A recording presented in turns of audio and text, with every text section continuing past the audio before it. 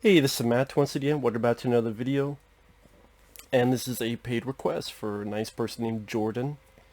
I will admit I was very hesitant to do this because this is the paid request. If anyone has a paid request, reviews, re-reviews, topics, reactions, commentaries, what have you, you just send it either directly to my PayPal or join my Patreon. Both things are down below in the info box. Please feel free. But I was like, oh, I don't know. I'm not a fan of this film. It's over 3 hours long. But then I'm like, you know what? It is a paid request. That's a very nice gesture. So even though I'm not a fan of it, it's over 3 hours long. Let's do it. So if you're a fan of this film, I apologize in advance. I'm not a fan of it. Jordan, I don't know if you're a fan of it or if you know that I hate this film, so you just want to see me rage for 3 hours. I hope you have fun, get your money's worth. Again, if you're a fan of the film, this probably isn't the video for you. If you're not a fan of the film, the video may still not be the one for you because I sucked at these. But I have it on the computer.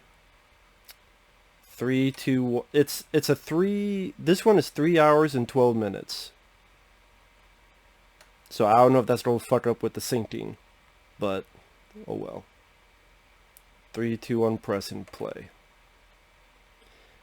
Thank you once again, Jordan. And again, if anyone wants to add any requests, feel free to send them via PayPal or Patreon. Both links are down below in the info box. Are you going to repeat that one more time, Matt?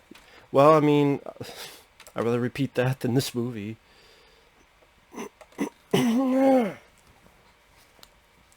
Can't believe. Listen, I saw this film in the theater. I saw it back in the day in 2005 in the theater. I was working at Target at the time, actually. Uh, Worked in the mornings, unloading trucks. There was a friend of mine named Roger, and we both went to see this film. I think it was after work, and we're like, okay, Teen Con. I like Teen Con. I like the 30s Teen Con film quite a bit. It's one of my favorite films from that time period. Peter Jackson, I love Meet the Feebles, I love The Frighteners, Bad Taste. Obviously, this is a film that's going to be very different than that, but talented filmmaker. But I'm not a Lord of the Rings fan.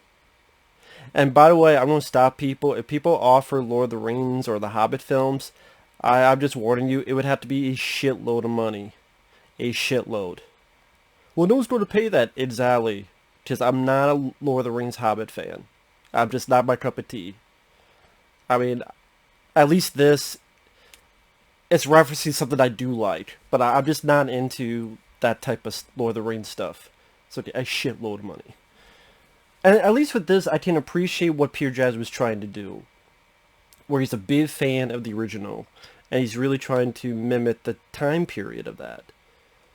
With the way the effects, the cinematography, the showcasing of old-time New York. And with the costumes, the music. Again, I can appreciate that. But in my opinion, this is a movie that is a good example of self-indulgence going a bit too far, in my opinion. It's a very self-indulgent movie. Because there's no reason why this film needs to be over 3 hours long. There's none. That's why there's never been another Teen Con film before or since that's been close to 3 hours. Again, the first hour of this movie could be condensed to 20 minutes, and you would not lose anything.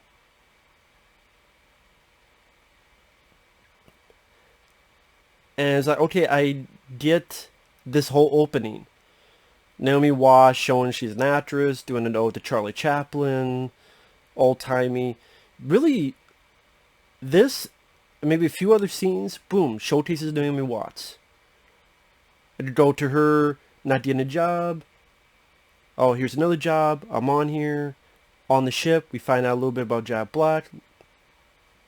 Boom, we're going to the island. But that's not the case.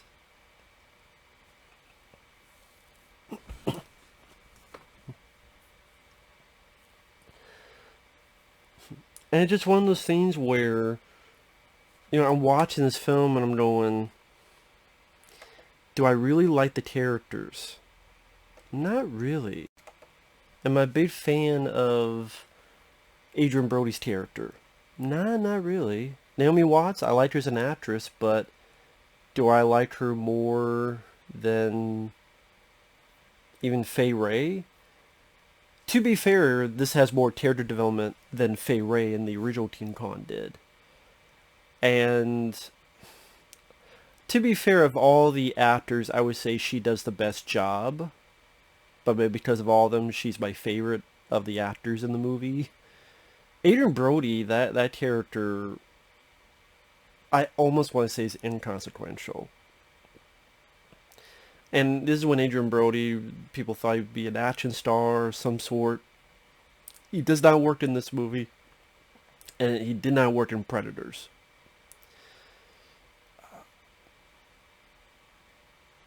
And okay, now the theater is closed down. I get it. We're supposed to sympathize with her and get into the whole thing of feeling sorry for this character and her plight. Like, I get what Peter Jackson was doing, but I'm not the only one. I know a lot of people love the film, but this is one of the reasons why the film was not this big, banging blockbuster when it came out. People forget that. I'm not saying it flopped, but it wasn't this gargantuan blockbuster like Lord of the Rings, which I'm sure is what the studio was hoping for, what Universal was hoping for. And I know a lot of people disagree with me, but I much prefer a film like Constal Island. Now, maybe Constal Island, yes, it's a shorter film. Yes, I thought it had faster pacing. You could argue that the characters are a lot less established compared to this, or less impressive compared to this, and that'd be an understandable thing to say, to be fair. But at least with Coast Island, maybe it's just a preference of the dynamic of that being in the 70s, Vietnam. That's a much more interesting time span for me than the 1930s. So maybe it's because I don't have as much of a love affair with the 1930s as, say, maybe Peter Jackson does.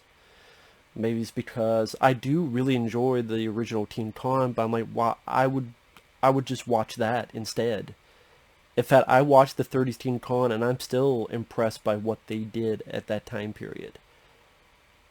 Oh, it's dated. Well, you know what? People could say this film's dated too with its effects. But whether you think that's a good or a bad thing, that's up to a subjective opinion. Yeah, okay, yeah, thanks for the card, but I want some money, buddy. Can you give me some money instead? Instead of your fucking card?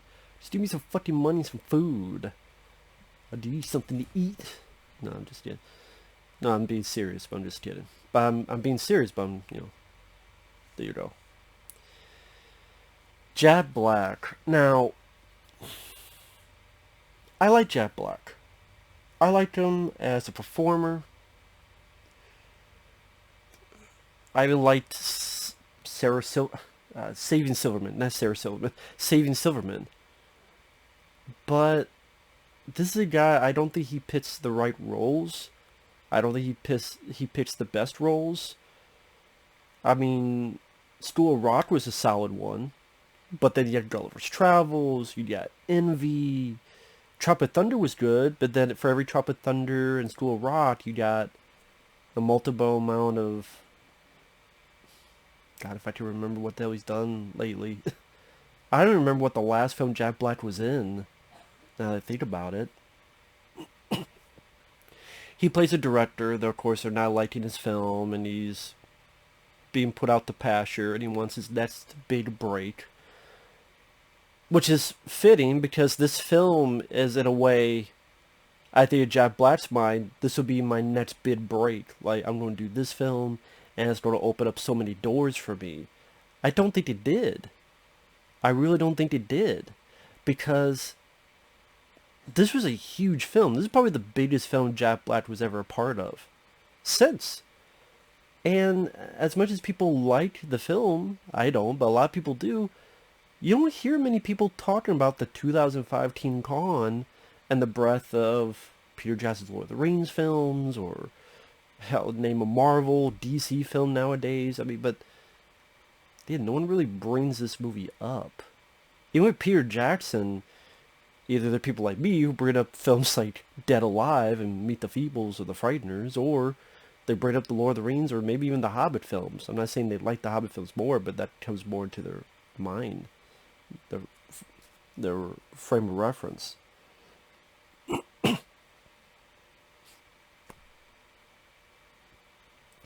But Jack Black, I just don't think he was the right fit for this.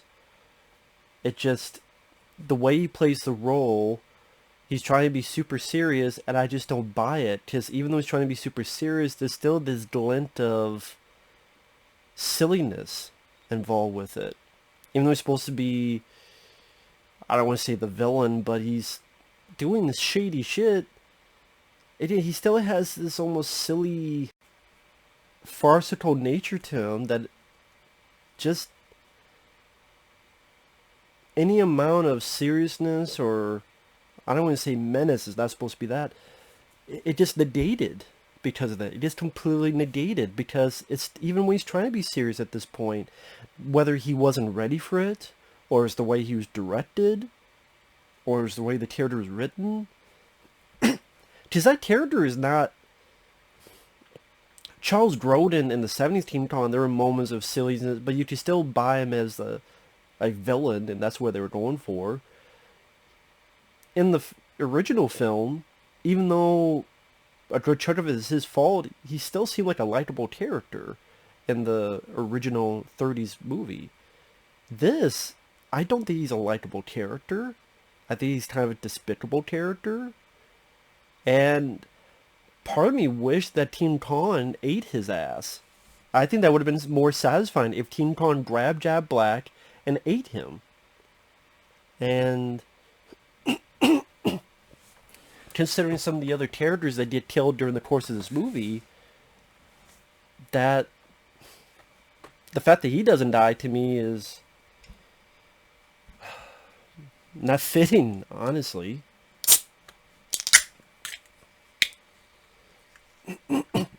Now, yeah, Jab Black's character has this map in order to get to this island, and apparently there's this thing there that'll be huge for his movie mate, his payback, not payback, but his retribution to get back to the movies. And, you know, watching this, I can commend the effects for the time. This is 2005, and, you know, I said, well, maybe it was dated. Well, when I get to, like, the stampede scene, I don't think that stampede scene works. I honestly never liked it to begin with. It just looks so goofy and silly with nobody getting run over by these 8,000 fucking dinosaurs and doing this tilt-a-whirl between all their legs. It just always looked goofy to me. To me. A lot of people like that scene. I believe his other actor is Colin Hanks, of course related to Tom Hanks. And Peter Jackson, I mean, again, I apologize for clearing my throat. For some reason, when I do commentaries, my throat gets dry very, very easily. Probably why I should not be drinking soda, but it is what it is, so. I apologize. But Peter Jackson, I mean, I enjoyed his first film, Bad Taste. It's a very quirky, silly, gory movie that showed what you could do with a low budget, a lot of creativity. And then when you get to Dead Alive, again, the creativity in that is insane with the budget he has. Before that, Meet the Feebles. Hey, let's go have the Muppets. What if they were on acid? And you had a fraud that was a knife-throwing Vietnam vet with PTSD, similar to The Deer Hunter. Pretty fucking crazy, but interesting film. Which to this day I don't think has a Blu-ray, which is sad. Most of Peter Jackson's early films don't have a Blu-ray. That sucks.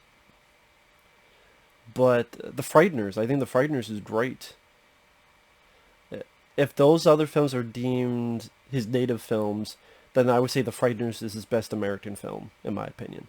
Lord of the Rings, like I said, it would take a shitload of money for me to review them, let alone do commentaries, because I'm not into those films, and they're like 4 hours long in piece, and just, yeah, just not, yeah.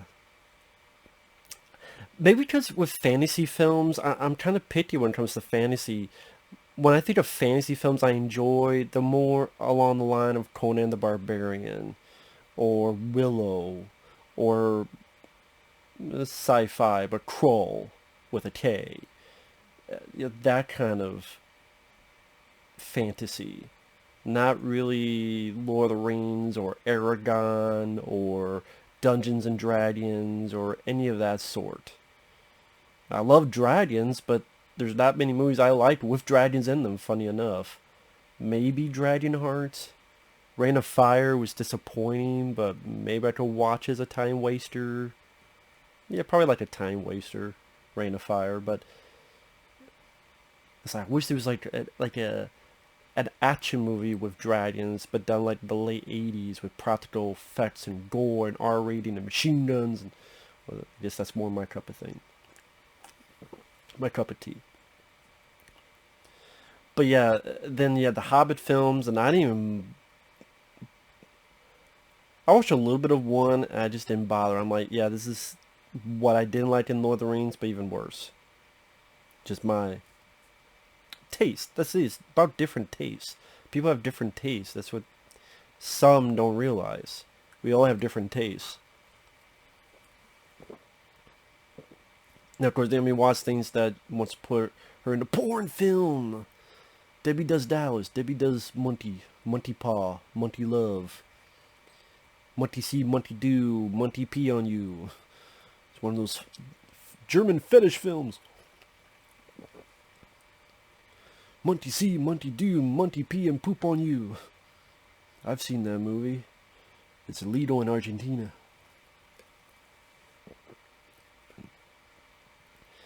And like Jack Black is trying, I just miscasting. I think is perhaps the case here. Whether it's idea he was written, directed in a way that to me it just didn't work, or just miscast.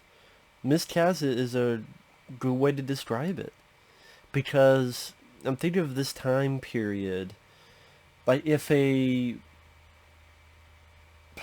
it depends what you want to make the character. If you want to make the character likable, even though he's doing this, someone like Tom Hanks. Someone like Tom Hanks could work. Or someone... I'm trying to think now.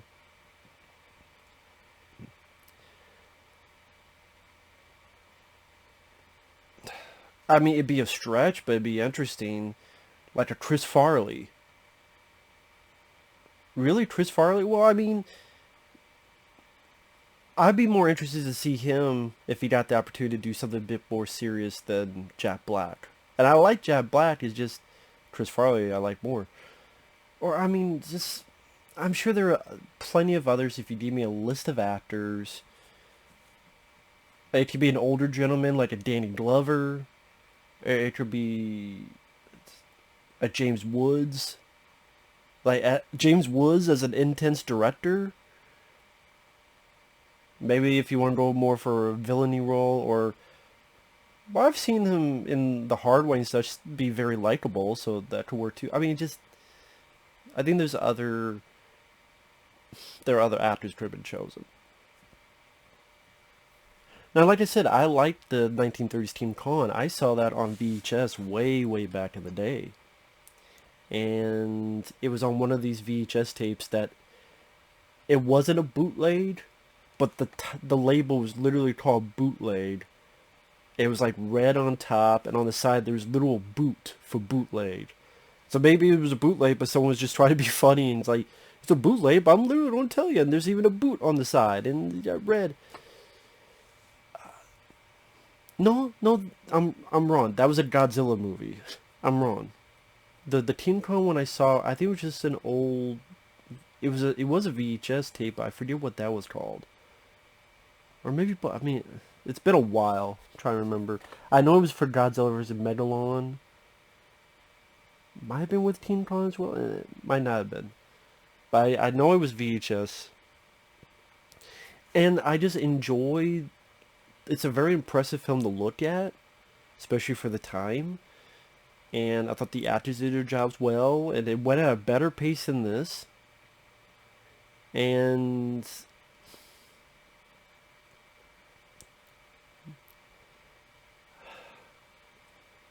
like the creatures, the stuff with the monsters, well, dinosaurs, the other creatures, they just felt more sinister in the original film. Maybe because it's black and white and done with the old school technology, they made it feel more sinister. And then Constar Island I really enjoyed, where you had a fucking cannibal Holocaust reference, and that I felt more intensity compared to this. And granted, Naomi Watts is a way better actress than Brie Larson. I kind of wish Naomi Watts was in Constar Island.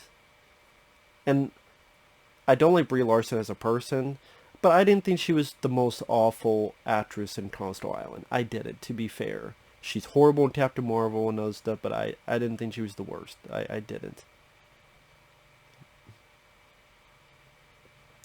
But again, if you could say, hey, would you switch out Brie Larson for Naomi Watts in Coastal Island? I would go absolutely. Because I think Naomi Watts is a better actress. But I do like... Oh, can't believe I forgot his name. Loki. Loki.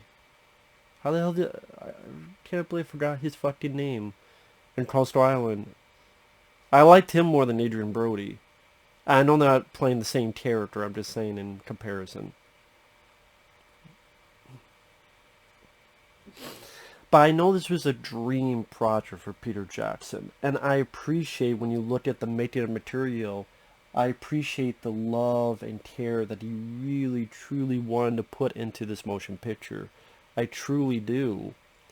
But there needed to be someone there to be like, hold back on this, hold back on that. Because there are times you can't get self-indulgent on anything, let alone making a movie, where you love it so much that you're not seeing the forest for the trees. And I do think this is an instance of that. Because we have Adrian Brody, who's the writer,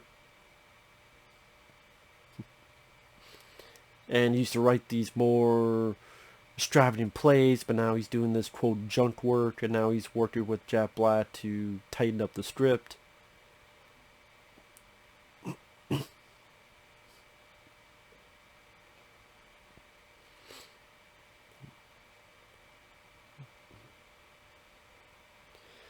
And I just am not... Adrian Brody just did nothing for me. Again, maybe it's the way the character was written. Maybe it's the way the character is portrayed. Maybe it's the way it was directed. But just, I'm like, okay, we're 20 minutes, we're at the boat now, but we haven't even lifted off yet. It's going to be another 30, 40 minutes before we get to the island. And it's trying desperately to develop all these characters, but most of them I just don't care about. Even with the attempted development, I think it kind of falls flat on its feet. Because what do people talk about who do like the film? They talk about the dinosaur fight. They talk about maybe something at the end with the stuff in New York. But how many people, when they talk about how much they love the film, how many people mention anything in the first hour of the movie? Very rarely. And that's, when it's a 3-hour tour, it's kind of a big deal, a big thing.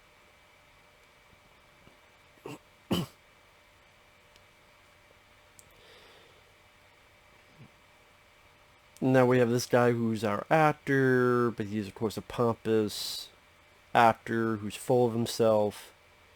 And I'm trying to remember, is that Kyle Chandler? I want to say this Kyle Chandler who was in Godzilla King of the Monsters. He was in that film Super 8, I believe. And which would be funny, because that means he'd be in a King Kong and a Godzilla movie. Of course, if I'm wrong, then I'm just wrong. I'm not an expert on the movie. I just safely say that.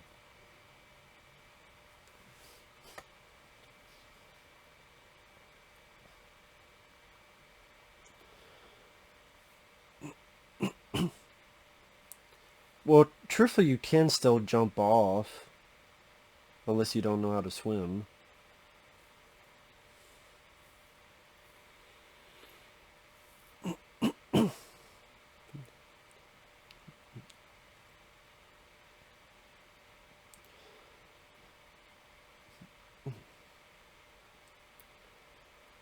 But again, it's this thing where you think of this time period. Budgets were getting bigger and bigger ever since the success of Titanic. Just people thought Titanic, oh man, this is going to be bad. This is going to be a disaster. $200 million or such. How could this ever work out? And it did. It became the biggest film of all time. And the studios went, oh shit. Well, they spent that much and they got that much. Maybe if we spend that much, we'll get the same. Oh, Sumerian rap Monty right there on the back. That is a reference to Dead Alive. I did not notice that. There's a sign and there's a cage. It says Sumerian rat monkey. Wow, he put in a reference to Dead Alive. I did not notice that until now. That's actually pretty sad because I want to watch that movie instead. Sumerian rat monkey. That's the thing that Claude, the lead character's mom, made her turn to a zombie, and things really went to ape shit. The category of ape shit.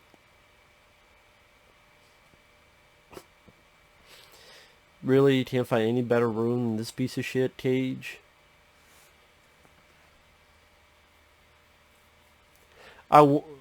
Chloroform. Obviously for something. I wonder if this person would be deemed a racist caricature. That's up to you, the viewer, if you think this Asian guy is a racist caricature or not. That's up to you. Me, I don't know. I mean, to be fair, there's definitely money spent on the screen.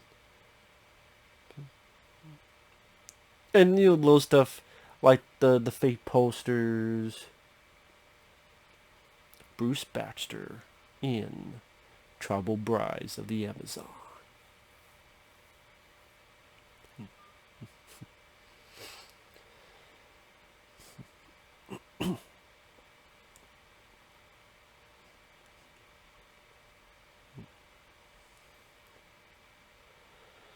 But again, it's just trying to do all this stuff of trying to build up all these characters. With you have this younger guy here, he's more of the innocent. You have this guy who looks out for him. Come on, I'm supposed to be looking out for you. What the fuck you doing?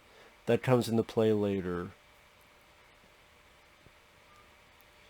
Yeah, I'm gonna smack you in the face, stealing pens. Don't worry about these fucking troublemakers. Steal pens. See, what he was trying to do is use that later as a dildo. See, this kid in the seas, he didn't like to see men. But we need to let him know to like the ladies. Women and sea don't mix. That's why you just see men. But anyway. Next time he tries to get that pen as a dildo, you let me know. I'll kick his ass. Now what's it gonna be? I'm going to do Jordon Van Damme and I'm going to throw his ass off the boat. For the hell of it.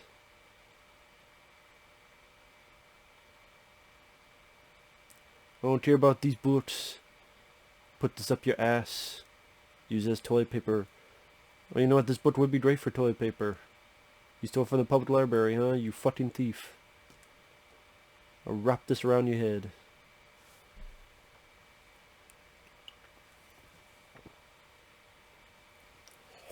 I'll kick your ass later. A 3-hour tour.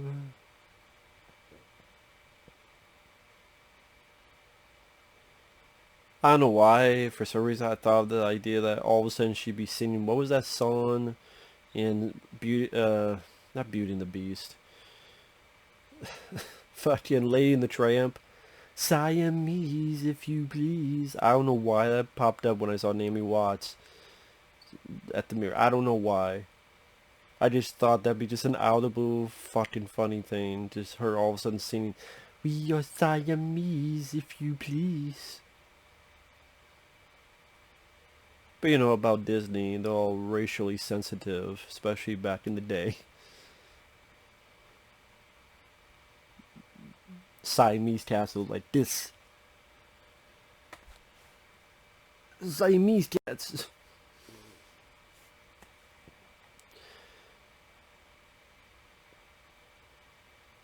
Like, did we even really need the scene with the cook trying to shave the buddy, and she thinks this is the writer, and oh, a case of mistaken identity, and takes forever to.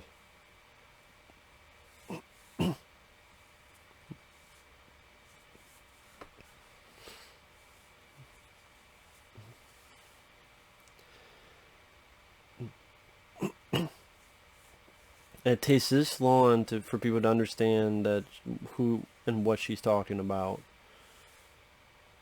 Like, I guess it's meant to be funny, and it's meant to endear the characters with this mistaken identity, and oh, you're the writer, and it's like, oh, and it's like, oh, no, it's not, and it's this guy here, which, I don't know, Adrian Brody looks like a writer as well.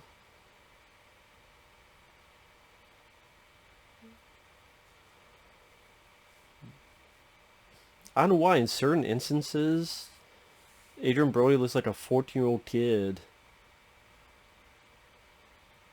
I swear, in certain angles, he looks like the kid in the core that needed Pop-Tarts and Xenotapes to control the internet of the world. If all you get that reference.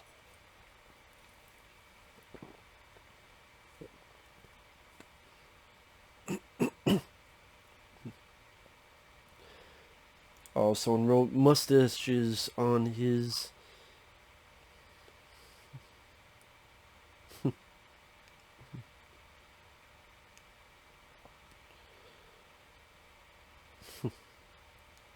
Yeah, you'd be like Clark Gable.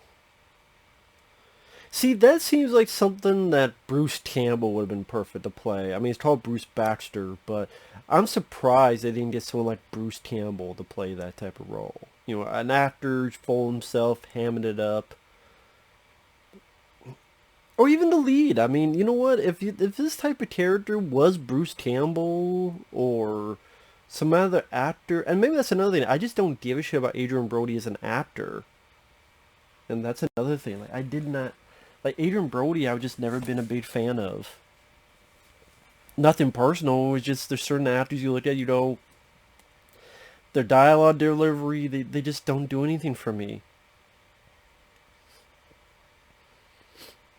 And this guy looks like fucking Tom Holland, future Spider-Man. This kid.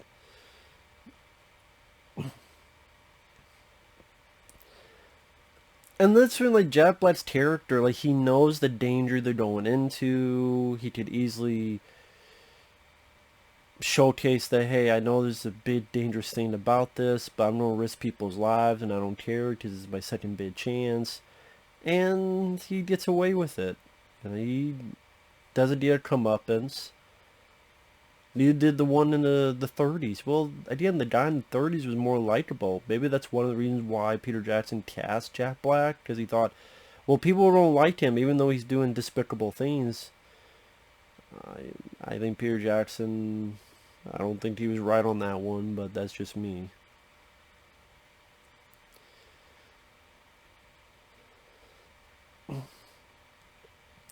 Like this overindulgent scene here with this weird slow-mo, slowly typing Skull Island.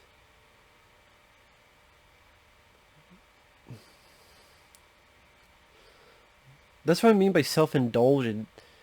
I don't even think the shot looked that cool. Like the slow motion looked awkward, and I just don't think it was a... It was an unneeded scene, and like I said, another type of self-indulgence for Peter Jackson.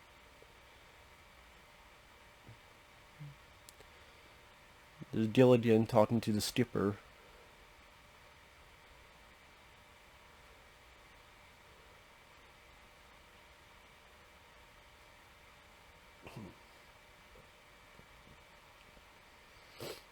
Like I said, I'm sure, I mean, like I said, I get what Peter Jackson was trying to do, but it just...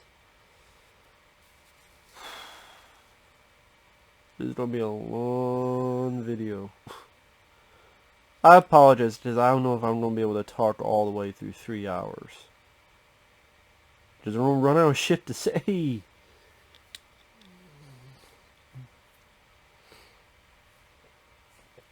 Try and go for that sexual tension between these two characters. Which doesn't work, because I never thought these two had chemistry. I really did not. I mean, sadly, Naomi Watts has more chemistry with Teen Khan than she does with Adrian Brody. Maybe she's just not into big noses. I don't know. Type of nose you could pick a lock with. You're not one to talk. Exactly. So I know my own kind. But that's not really fair. He never did anything to me. So I'll stop. Adrian Big Nose Brody. Fucking Woody Allen. Nah, I'm thinking of a different movie. He looks nothing like Woody Allen. I'm just... Maybe two people will get what the hell movie I'm referencing. But anyway.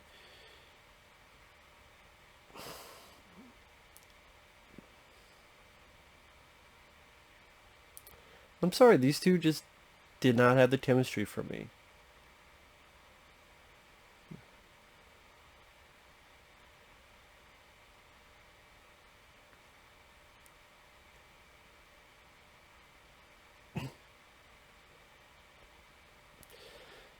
I do have to wonder, is this how they actually did the direction back in the day with these cameras? Like the actual director, like, is this how it was actually done, or is this all bullshit? For anyone who's an expert on filmmaking back in the day of this time period, you can let me know if this is all bullshit or not.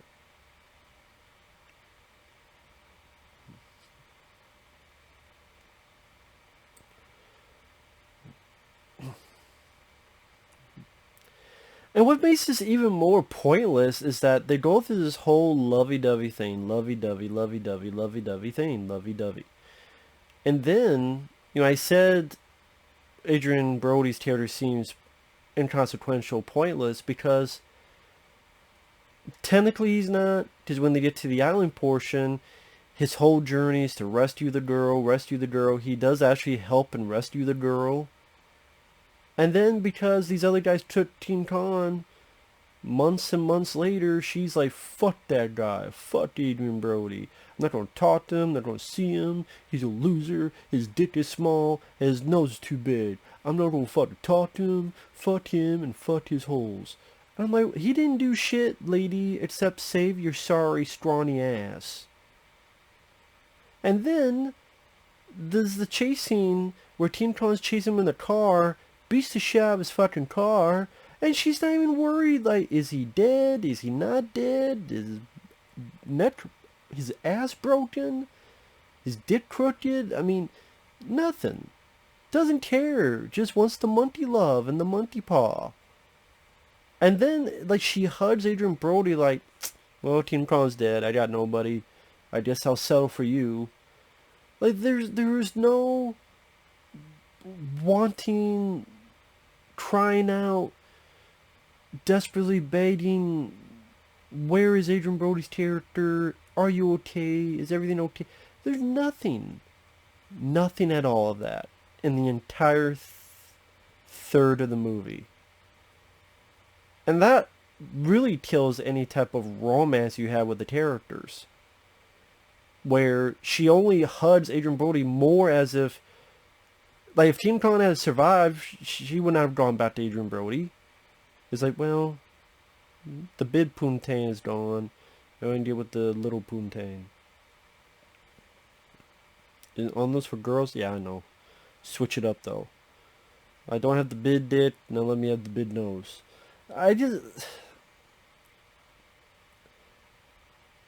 And it's like all this stuff, like, it's trying to be a build-up for Skull Island. Build up, but... It just becomes tedious and unneeded. Hell, most people watching this will know what the fuck Skull Island is. Or they already get a hankering for it, or maybe it could be done more interesting, or more visually interesting, or more creative, or just this, ye matey, like, ready to swallow his fucking cigar. Which maybe is, what was that, Top Secret chocolate mousse? And then he just had the cigar and just ate, chocolate mousse. The other thing I remember from him is being part of the tag team, Vive la France!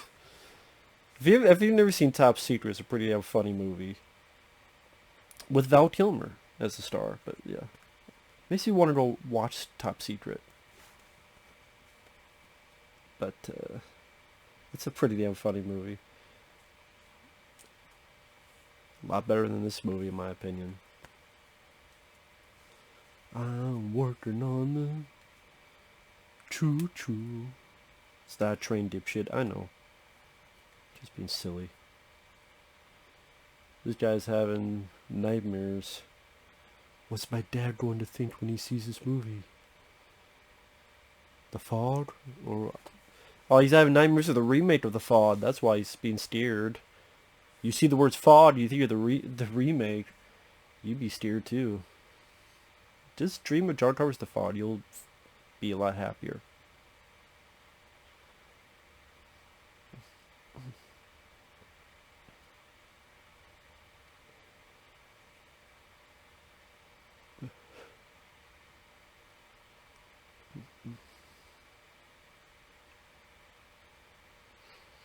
And it's one of those weird things. It's taking its time and yet rushing certain things. Like, it's taking its time, but at the same time, again, do you really feel that Adrian Brody and Naomi Watts have this chemistry together? Do you really feel any connection to the shipmates? To any of these other characters? Not really. I don't feel anything for them. You know what would have been the ultimate troll is that you're watching this for 3 hours, and at the end of the 3 hours, then they finally get to Skull Island. See, you did not know this 3 hours is the boat trip. And then at the end, we're on Skull Island. End credits. What the fuck? I would have laughed my ass off if that was the case. Well, maybe not at the time. I would not have laughed, but in retrospect, I would have laughed my ass off. But it's not that I just want action boom. Well, you know what? If you can establish characters well, then yes, I want the action boom boom. And that's the thing, though. Establish characters well? Cool. This movie did that.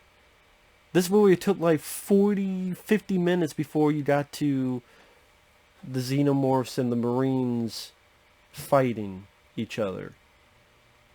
But that had a great job of developing characters. Here, not the case. Plus the cast and all that stuff. Again, they're going through all this love story, but it doesn't pan out in the second half of the movie. Not one damn bit. Don't believe me? Rewatch the film yourself. When that car chase happens, the second, like, does she ever like pine for Adrian Brody, or oh, I hope he's doing okay, or never. Now he tears for her, but she doesn't give a shit about him. And so when she hugs him at the end, it just feels empty. It feels fake. It feels phony. Which is a big deterrent to the romantic angle this movie's trying to portray.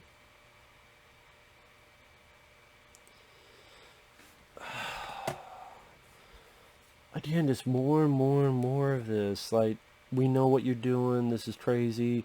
I'll do it. I'll give you whatever you want. I need this.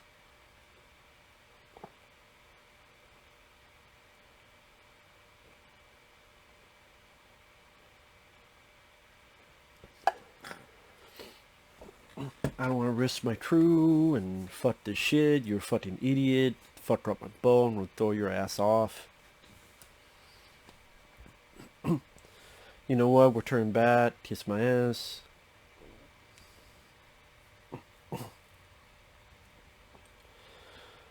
I don't care about Jack Black's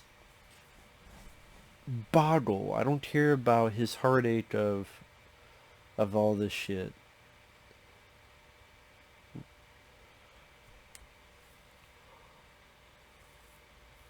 Now the cup is going ape shit. Great, they're going to the fucking Bermuda Triangle.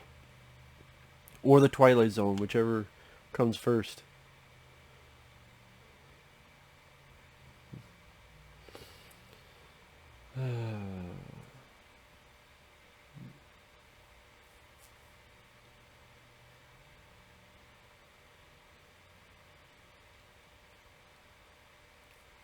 You see? Like 40 some minutes in, I'm ready yawning. Oh my gosh. You're just ADD. Yeah, I'm ADD. That's why I like Ad Astra. That's why I like 2001: A Space Odyssey. That's why I like Star Trek: The Motion Picture. It's just because I'm ADD. Okay.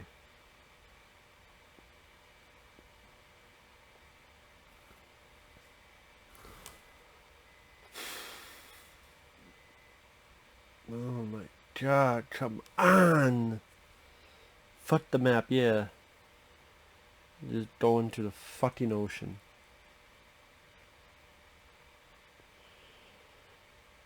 Great, Johnny Depp will find it later.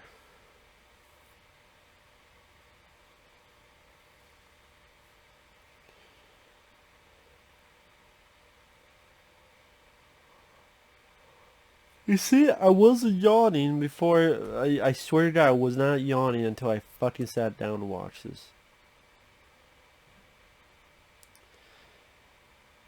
If this turned into John covers the fog all of the blue, that'd be pretty fun.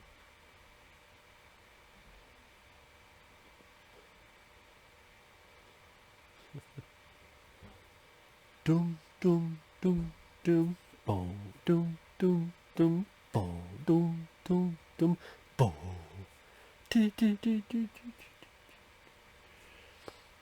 Bunch of ghosts that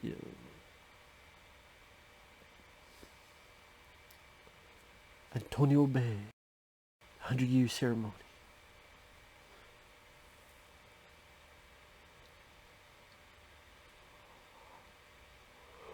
We need to find the gold. Gold's in the shape of a cross.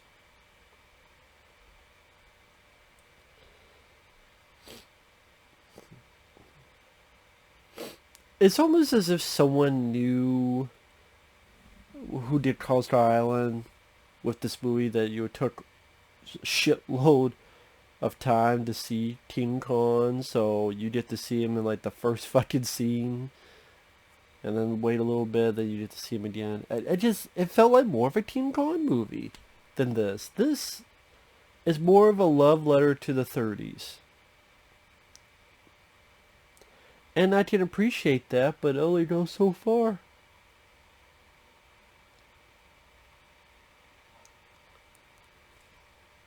Oh my god.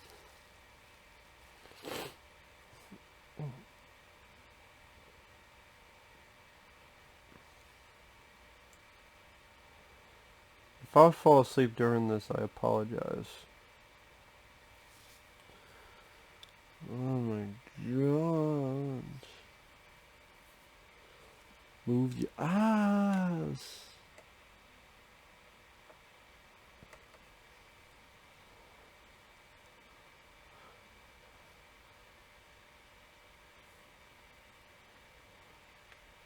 This is land, deep shit. Can no one see this?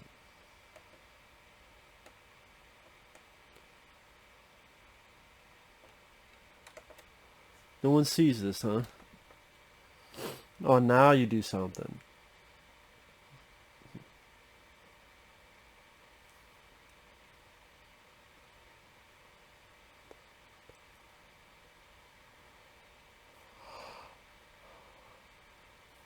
Why should there's an iceberg ahead?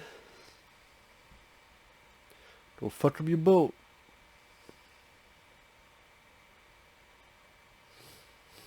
We're gonna crash and we're gonna die.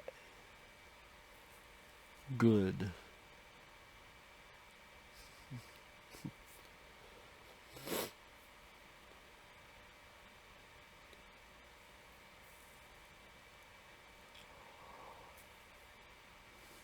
I was not fucking yawning this much before I started doing this. I swear to God, I'm not even making a joke.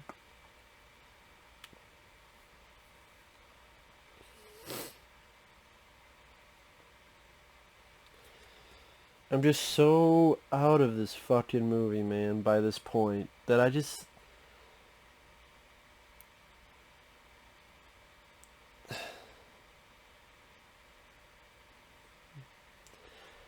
I think that is an issue, though, because by the time you get to here, you're just so of little interest in the movie and the production. They just go, whatever, man. And I think a lot of people do perk up when they see King Kong, and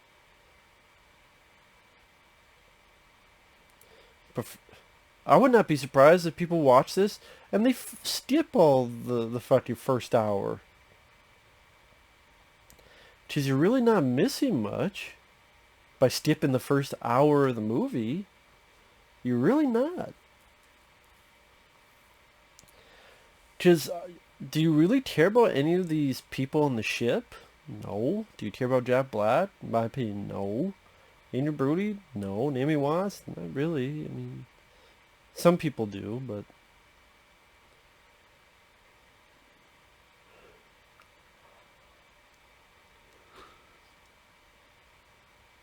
Oh my God. Come on. It's like 2 hours and 20 fucking minutes left, man. Christ almighty. Like, even this whole thing of going through the fucking rocks is interminably long. Like, we did it. We almost hit a rock. Then we almost hit another rock. Now we're going through it by another rock. Just land the fucking boat already, please. Thank you.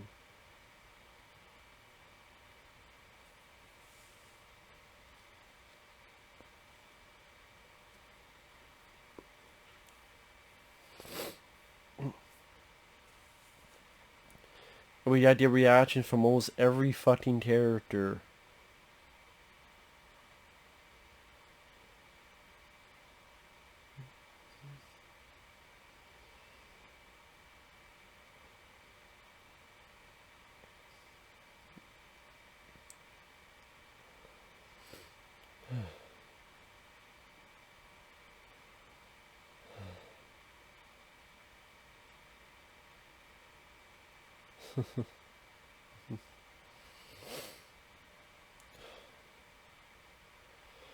Yeah, I did. There's a big fucking wall there.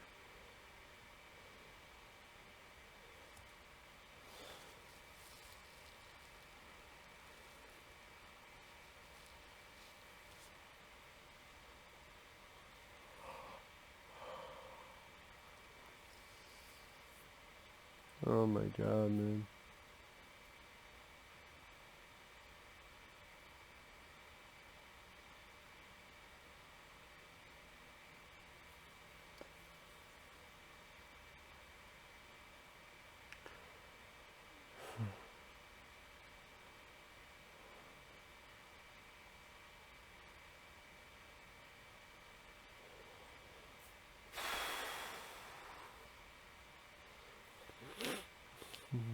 Mm-hmm. Wanna be Liam Neeson.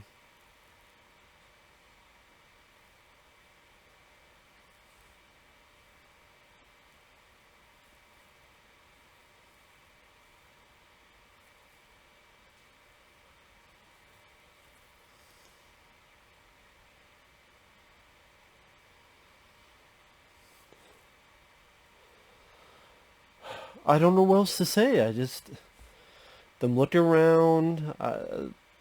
These rods, Skull Island just doesn't look that interesting to me. Of course, it's very CGI heavy, and I don't know, just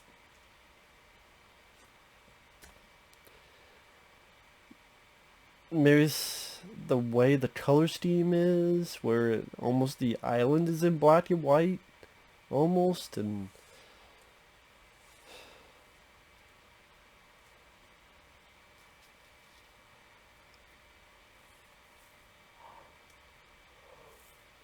then this fucking slow motion thing. I don't know why he did this stuff from time to time in this movie.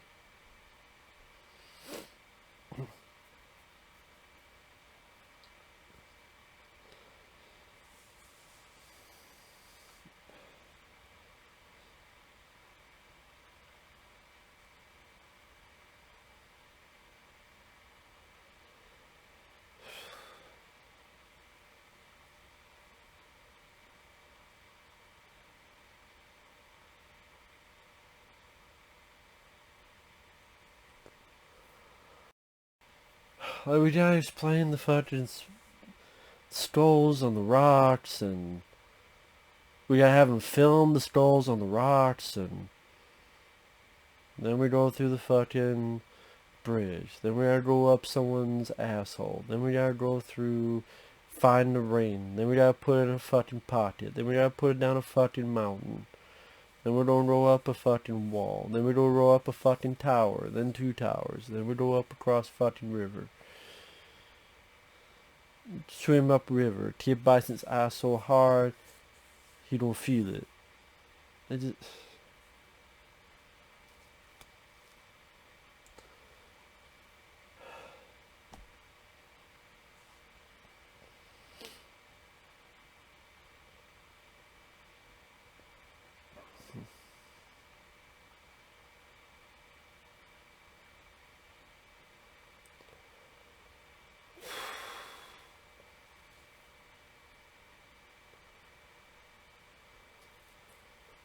Isn't that something for Resident Evil 5? This village?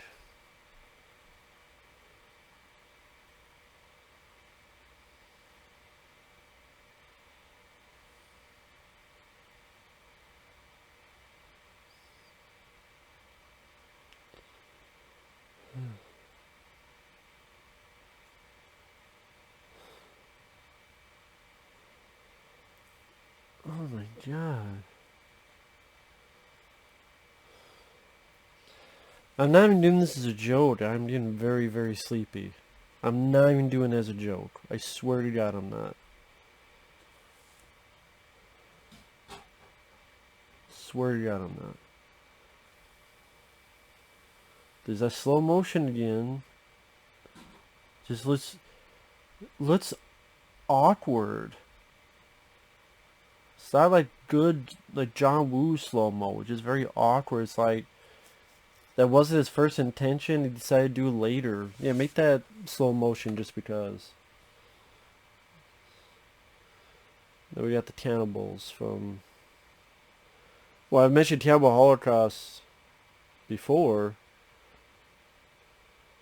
Maybe they got the idea from this. But I liked it in that one more.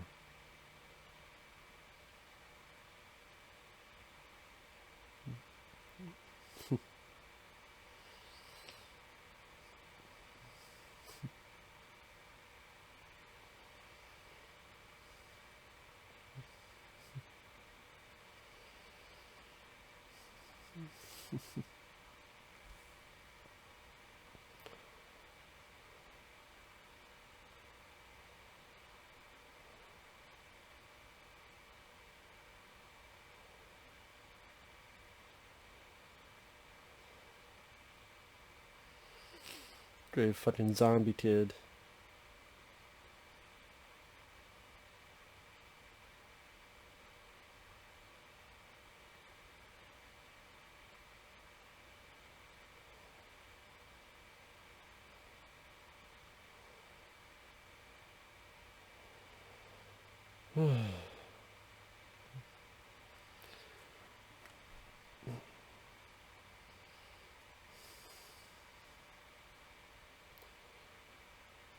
So now it's like a almost a zombie movie.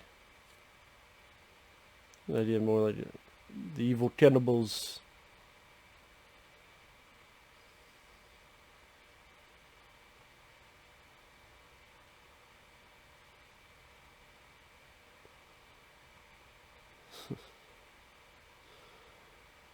I mean, it's definitely surprisingly violent, to be fair.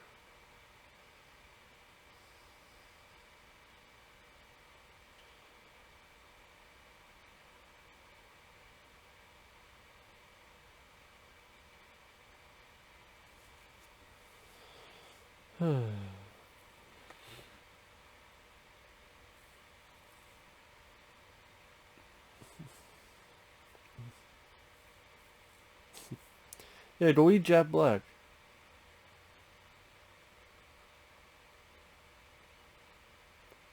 Wonder why they killed that guy, not the others. Like, they kill that guy with the glasses, but they don't kill the other ones.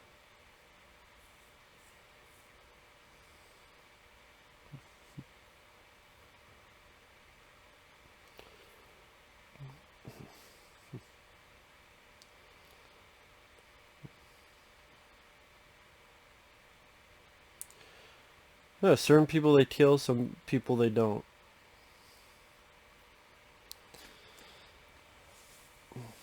They don't have to. They don't have to worry about Team Con. They gotta worry about these guys. And that's kind of the trouble with making these guys such a force like this. Is because then that kind of takes away any of the intimidation of Team Con. Because we got all this stuff where they're spearing people and bashing people's brains out, and then Team Con is like, it just any type of fear, intimidation of Team Con you can get, it's completely taken away. Because it's like, well, they're not, they're not these cannibals.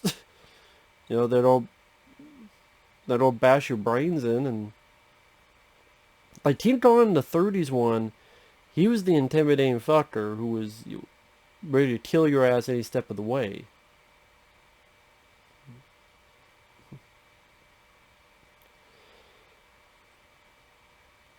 But then with these guys, like they're more scary than King Kong himself.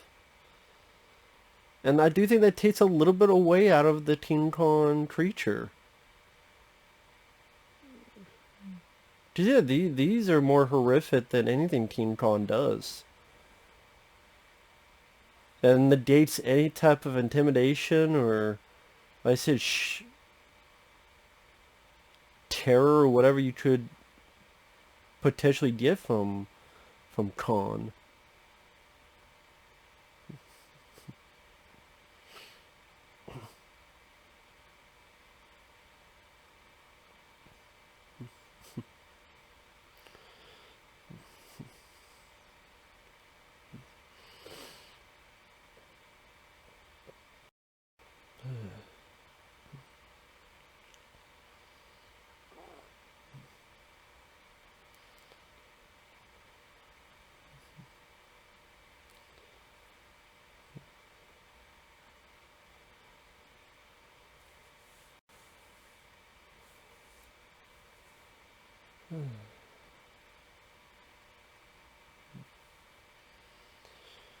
Oh, he's still alive. I thought it was another. Okay, I thought he died earlier. That was someone else.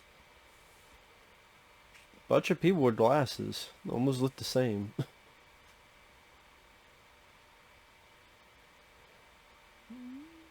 Like the one leaning on the camera, I thought he was the one that died earlier.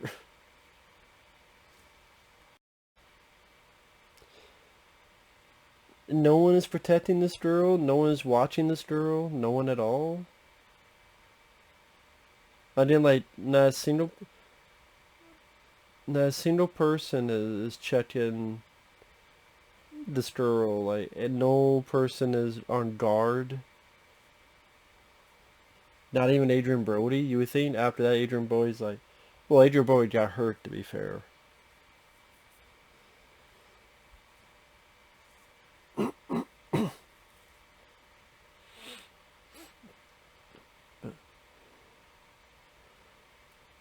But Adrian Brody should be with, I mean, Naomi Watts should be with them. I mean, I'd rather be with them than by myself in a fucking room.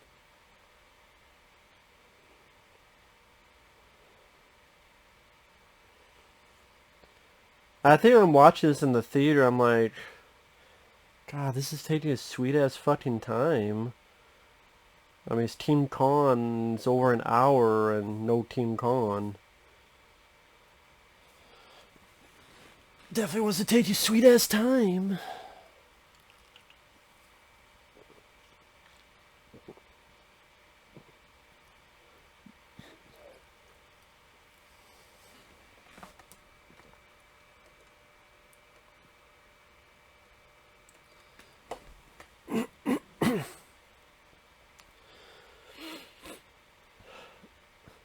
I'm sure people are like, this is tough to sit through, and they're talking about my commentary. I know, I told you I'm not good at this.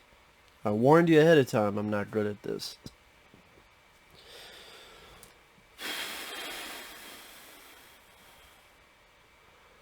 Man, again, the fact that there's like fucking 2 hours left of this fucking movie. Maybe it's like, it's been a while since I've seen it. Maybe it's like 30 minutes of credits.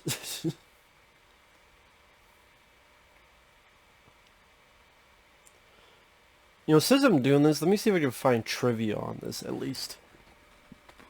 So I'm not boring the shit out of people.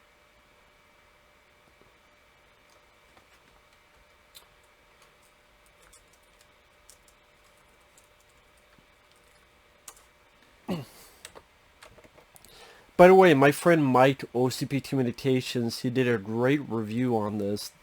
It's still up on his channel. About 30 minutes long or so. I did a very good review, Mike OCP.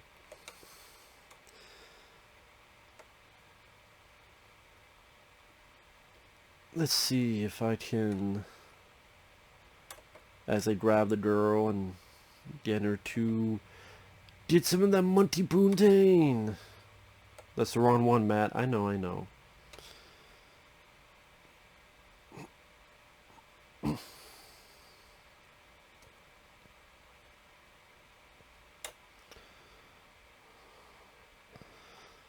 I swear I thought that Campbell lady said Marissa Tomei.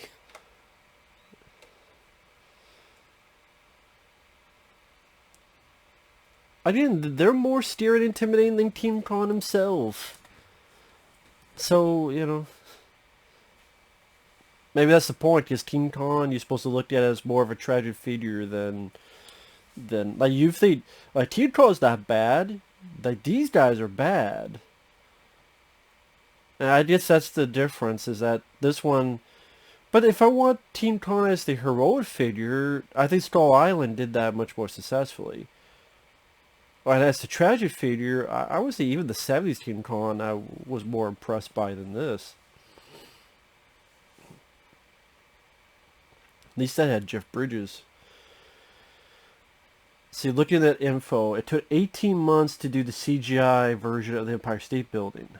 The real building took 14 months to build.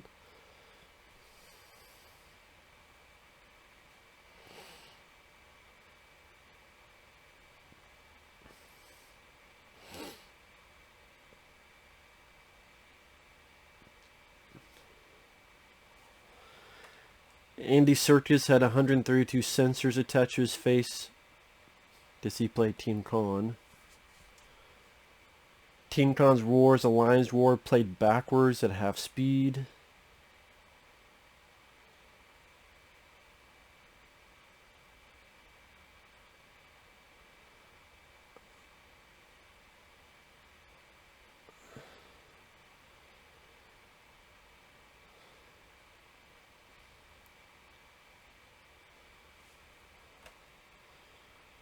Jack Black wore a wig in the film because Peter Jackson wasn't happy with the way his hair had been cut.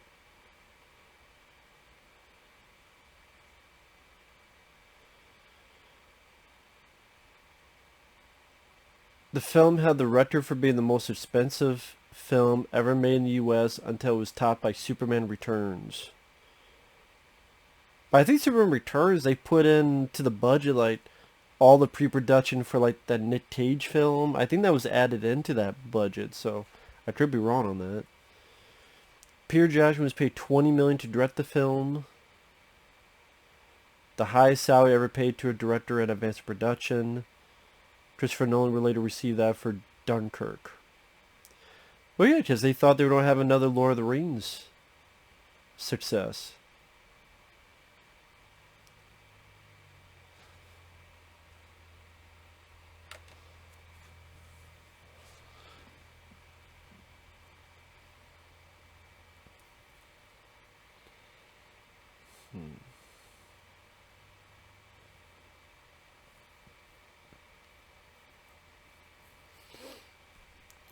Andy Serkis was very adamant that King Kong should not be carnivore since gorillas are real-life herbivores. Okay, but I mean, it is King Kong. It's not exactly a gorilla. I mean, well, in this movie, he's pretty much a gigantic gorilla. That's it. But with the original and Kong Skull Island, there's a bit more to King Kong. At least in my opinion. This movie at the time had the most number of visual effects shots. Around 2,400. Yeah, here he comes. Not in that way, you perverts. If he did that, she'd drown. Splooge.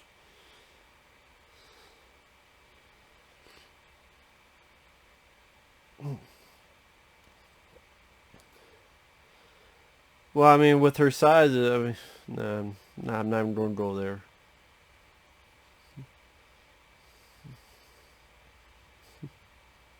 Let's see. Adrian Brody was the first and only choice for the hero. The producers told him they were only interested in him. Natalie Portman, screen tested for the role of Ann Darrow, was deemed too young. Peter Jackson originally wanted to make this film after The Frighteners. But then you had Godzilla and Mighty Joe Young. So then he went on to do Lord of the Rings films.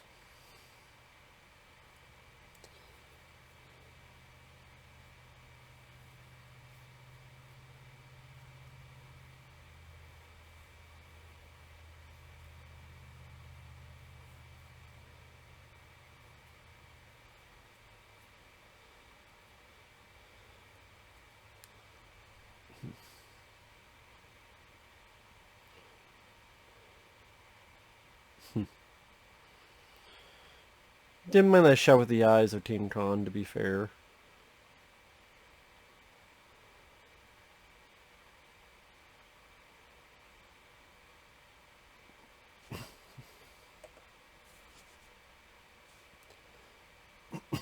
In an early draft of the screenplay, Ann Darrow was the daughter of a famed archaeologist, and Jack Driscoll was his assistant. Lord Darrow was killed in Ann's introductory scene by the Indonesian military in a cover-up attempt of his discovery of remnants of the Skull Island culture. Over 2 million feet of film were shot, the equivalent of 370 hours of footage, 123 times more than the final cut. You see what I mean by overindulgence? 2 million feet of film.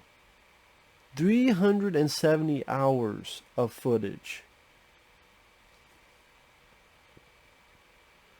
Of course, that's your retakes, outtakes, probably test footage. But still,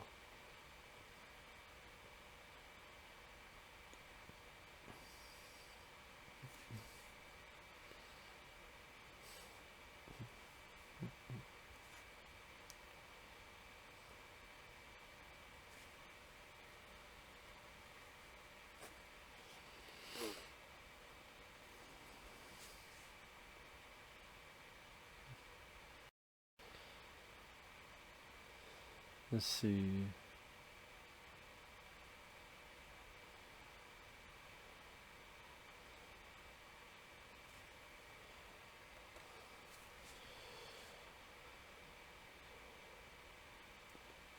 Okay, this is for later on. The ice skating scene in Central Park was not in the original script. Peter Jackson asked Universal if they could shoot the scene when the film was in post-production. The studio liked the idea and gave him the go-ahead. That's one of the scenes that I fucking hated the most. See, that scene wasn't needed.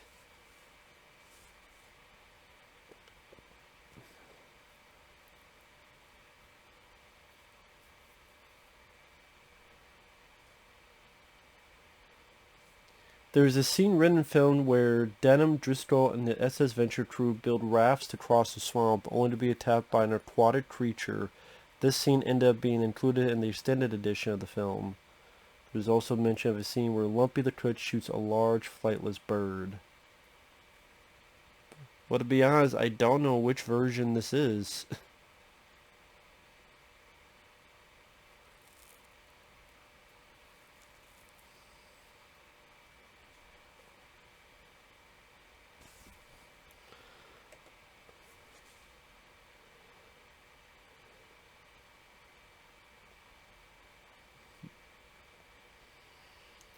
There's a triceratops.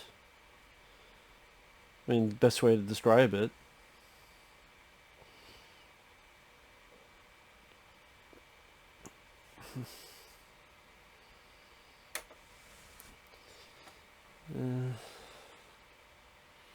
Now triceratops attacking everybody.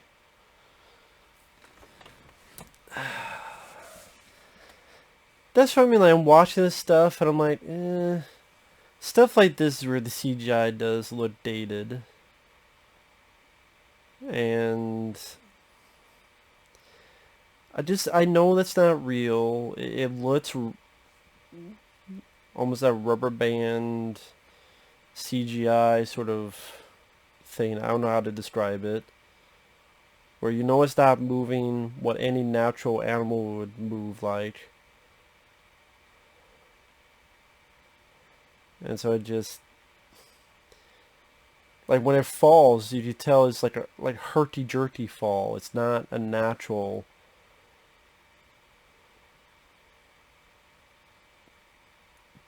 Because it's animated, it's hard to do that naturally. It's almost as if sometimes these animals are moving a bit too fast than they would if they were real.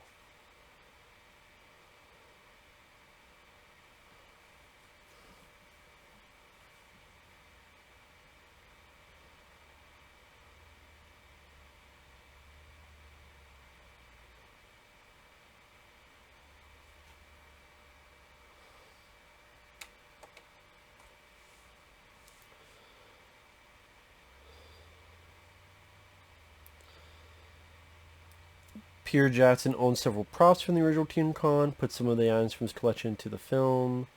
Star Island spears, brightly painted shield, some of the drums from the sacrifice scene. Howard Shore had written and recorded much of the score for the film, but shortly before release he departed.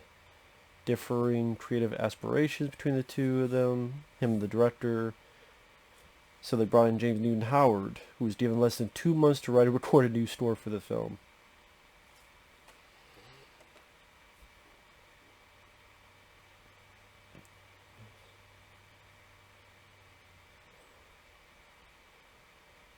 Peter Jackson originally wanted either Robert De Niro or George Clooney to play the role of Carl Denham.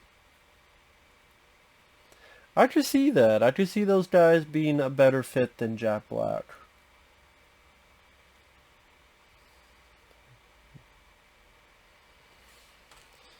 Surprised they didn't do it. I mean, Robert De Niro did fucking Hide and Seek. And what was that fucking movie? The one with the kid and he dies, but another version of him comes back. I forgot what the fuck it was called already.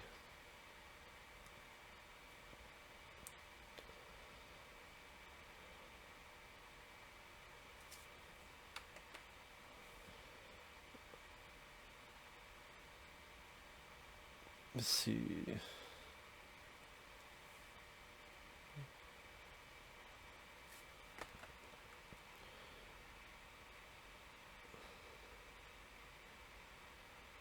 I'm looking at the info.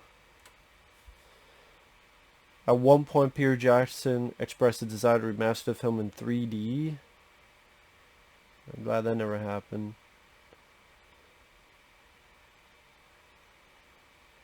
He remade this film because it's his favorite film of all time. So there you go.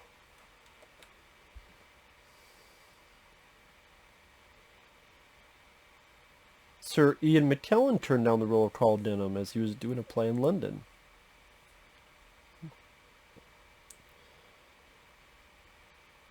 Peter Jackson originally spent 9 months working on his first version of the film in 1996 before it was ultimately canceled by Universal.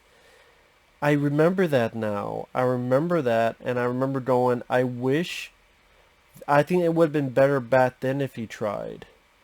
Because maybe with limitations can give you more creativity, and I think a lot of times can give you a better product.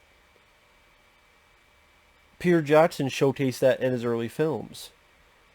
I think that's one of the issues with this, and in my opinion, the Lord of the Rings films, is that he has no limitations. He do everything. But it doesn't mean you should do everything. And you splurge, and you just overcompensate, and you're just flooded with CGI splurges of orgasmic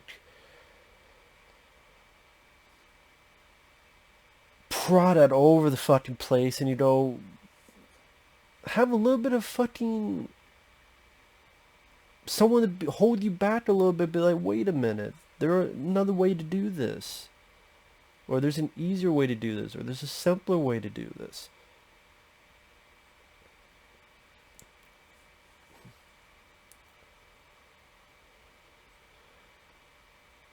I mean, you tell me with the budget he has with this, there's no way he could have done some of this practically? With the dinosaurs, the creatures, the monsters? None of it? I don't know about that.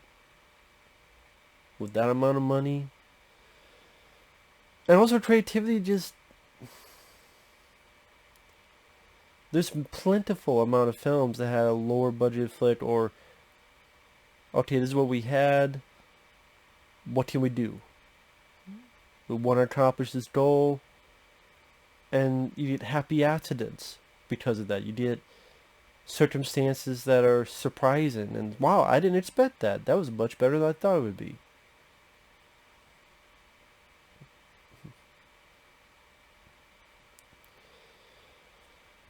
And maybe in 1996 that could have happened.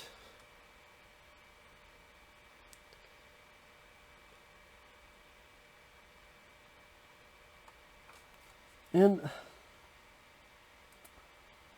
I thought I had this film on DVD. Maybe it was Blu-ray, I don't know. I can't fucking find it anywhere though. Otherwise I'd be watching it on that, but I couldn't find the fucking thing. And I looked. So I don't know if I got rid of it, because I'm like, I don't like this fucking film. I might have gotten rid of it. I don't know.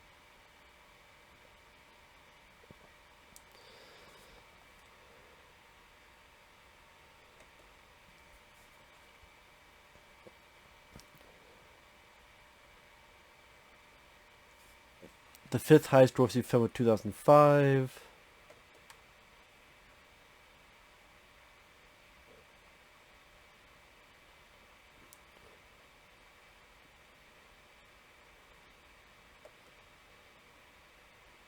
Let's see. I mean, I can't say the film really bombed. I mean, 562 million box office gross, another 100 million in DVD sales. That's pretty large amount of fucking money. But yeah, I think people expected Lord of the Rings money. I don't think it got that high.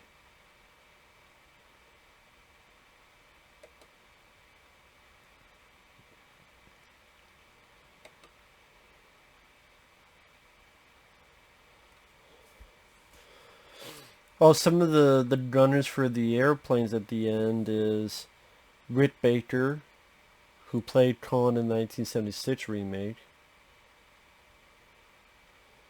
Frank Darabont, who was the director of, I mean, he directed Shawshank Redemption among others,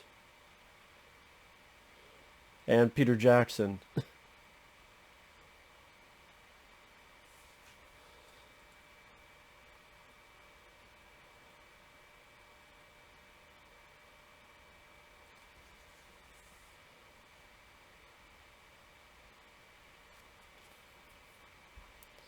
Fay Wray was in negotiations to appear in the film before she died.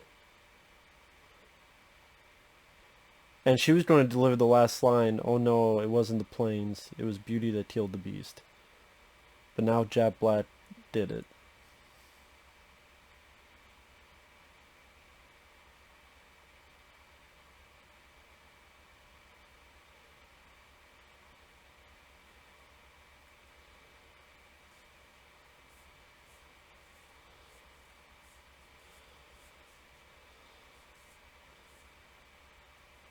Instead, Jack Black's character now makes a reference to her as he is searching for a leading actress for the film, suggesting a Faye as a possible candidate. Colin Haynes' character responds by saying she's already doing something for ITO, which in reality was the original Teen Con. Jack Black responds, "Pooper, I should have known," in reference to original Teen Con director Marion C. Cooper.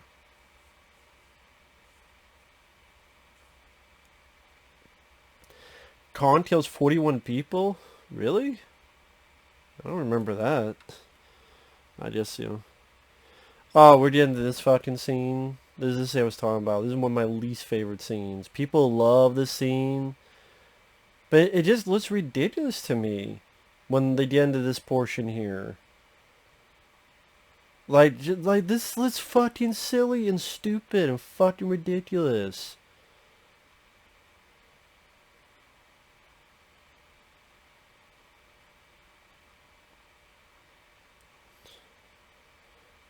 Well, once in a while someone gets hit at least. But just... I don't think that the CG holds up that well. He jumped up and kicked a fucking raptor in the face. If it was Van Damme, I would give credit to it, but... What the fuck?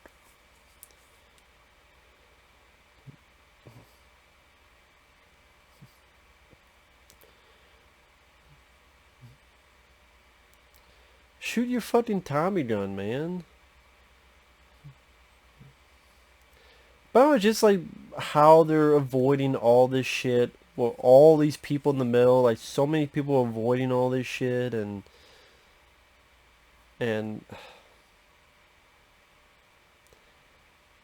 don't know, just so goofy and so silly and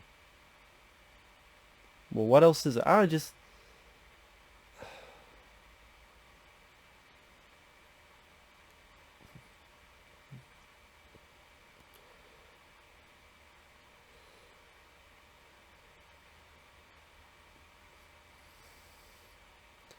these dinosaurs are so stupid that calm the fuck down and slow down. Just slow the fuck down. You wouldn't be falling off your ass, you fucking idiots. Calm and slow your roll.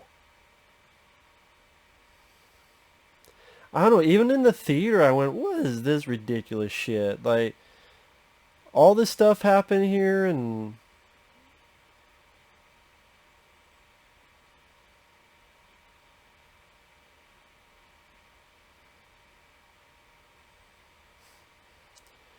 Well, technically, this guy had the right ideas to fucking make them stop running. Stop the fucking stampede.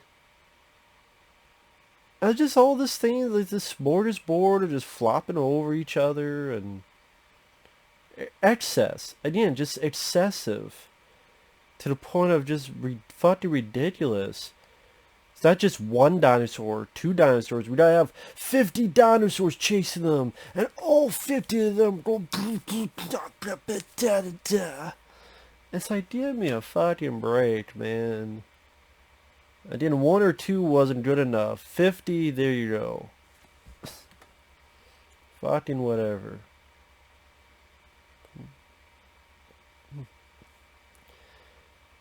And these Raptors look worse than, I mean, Jurassic Park ones look better than this. I thought Jurassic Park 3 that came out, was it before or after this Jurassic Park 3? They look better than this. I'm trying to remember what year Jurassic Park 3 came out. 2001, I believe, so it was before this. So it was before, I mean...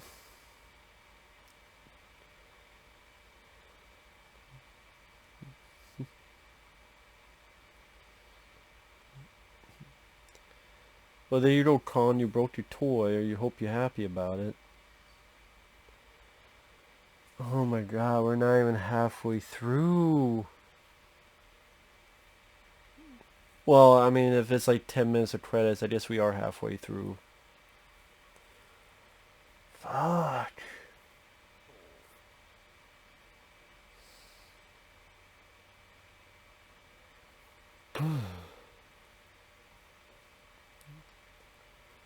That's another thing. I don't really like the look of Khan in this one. I like the way he looks better in Coastal Island and the older ones. Like this one, it really does look like just a giant gorilla. That's it. I guess that's the point, but it's not really my preference for King Kong look. Imagine gorilla, but he's, I mean, just... King Kong just had a bit more of a unique look to him that made him King Kong. I said the look in this was just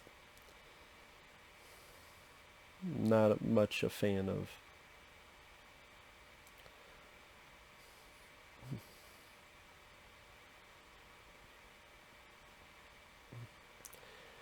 And again, this guy, Jack Black, like, all these people are dying, and he just doesn't give a shit. He's like, they did it for the good of the film. They did it for the good of the movie. And I just want this character to die. I want this character to get his comeuppance. I want this character to suffer. And he doesn't. He's one of the few that lives. One of the few guys you want to get his ass eaten, not in the fun way. And he doesn't. I'll call fucking Peter Jackson now. I should look up my messages, but I'll call Peter Jackson. Yeah. Why the fuck do you let Jet Black live? Oh, because you thought the audience liked him? Well, you're wrong. Goodbye. By the way, you know those films like Dead Alive and Meet the Feebles? Do you have them on fucking Blu-ray? Is that okay? Thank you. Fuck you. Bye. Goddamn, man.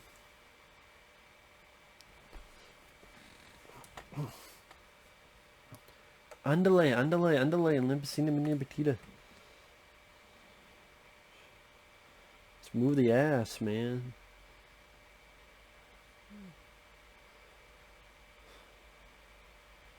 Some of these people would be like, let's go to fuck home, fuck the bitch. Let's be honest, there would be some people like, fuck the bitch, let's go home. Fuck this bitch. Fuck that bitch all night long. I can't? Then we're leaving. Goodbye.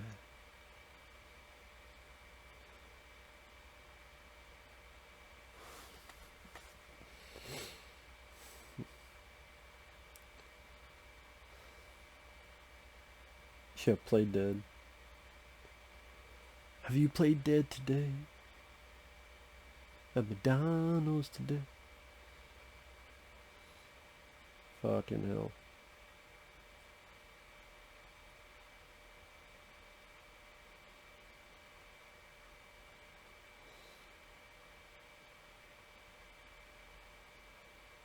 Okay, she's going. I mean, there's really not much happening on screen. It's just she's trying to get away, but she takes her sweet ass fucking time to do it. I mean, I guess I can't blame her as a pretty big fucking monkey.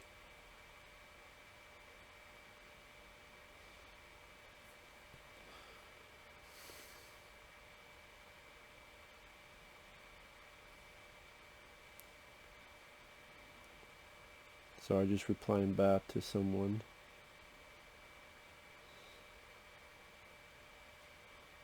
Fucking hell.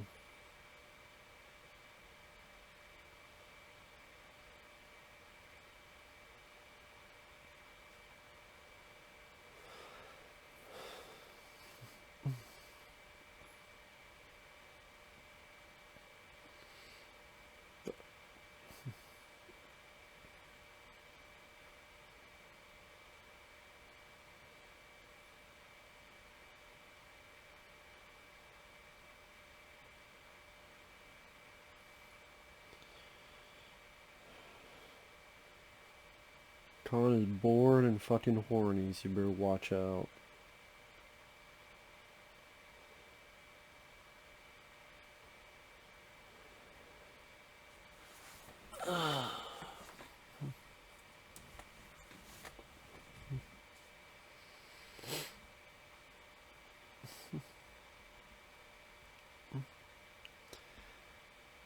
Con's like, what the fuck is going on? This bitch is crazy. This bitch is insane fucking crazy. What's this bitch's problem? She's epileptic?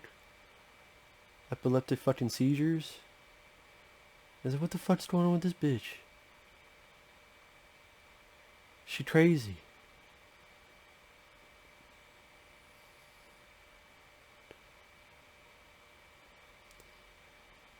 She's like, I'm with Con. I'm like, what the fuck are you doing, lady? What's this crazy bitch's problem? She gone mental.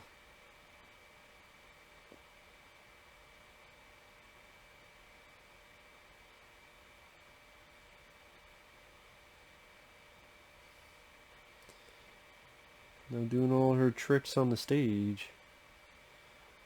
You don't give a fuck about cartwheels, I guess. Or cartwheels piss him off for some reason. Maybe his mama cartwheeled and dropped him on his head or something. When he was a baby gorilla, whatever.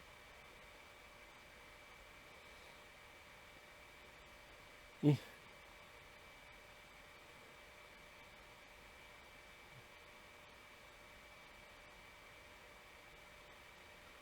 And this is when in the theater I'm like, what the fuck is going on with this? Like, she's doing show...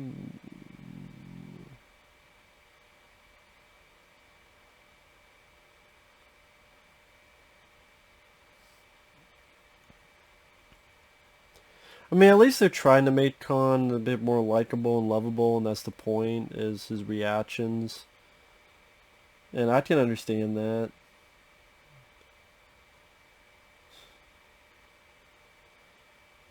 I think when you just get to this point for me, I'm like... I can understand that, but I don't know.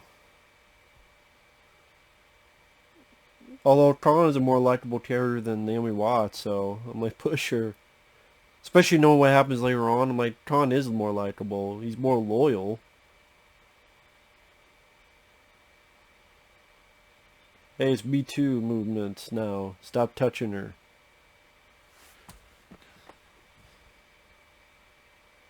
No frisking.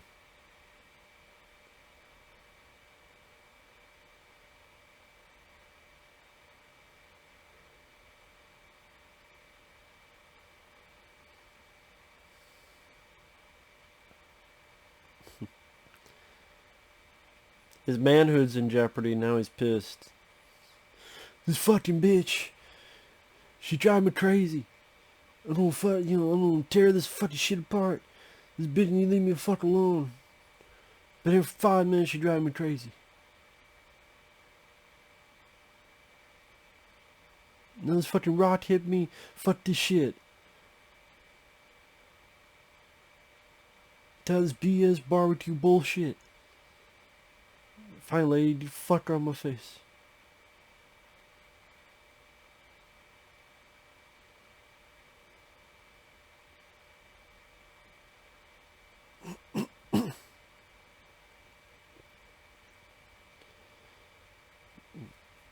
I mean, they give credit where credit's due, since I've done a lot of bitching. Some of the facial movements on Khan is pretty good. Pretty damn solid. Because they're trying to elicit an emotional response, and that is something they did accomplish fairly well. I mean, being perfectly honest with it. I think that's why a lot of people do like the Khan character, and that's one of the reasons why they like the movie so much, is the Khan character showcases quite a bit of an emotional response, because of the facial recognition that they added to that. And I just say that's one of the positives of the movie.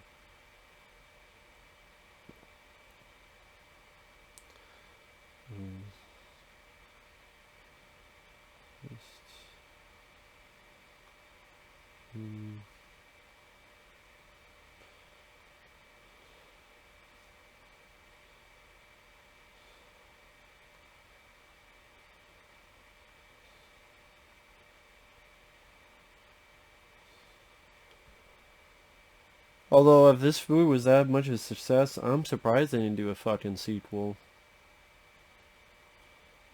I don't know, maybe it wasn't as successful as I thought it would be. Or they thought it would be. I mean, like, it was successful, but we don't need to do Son of Khan.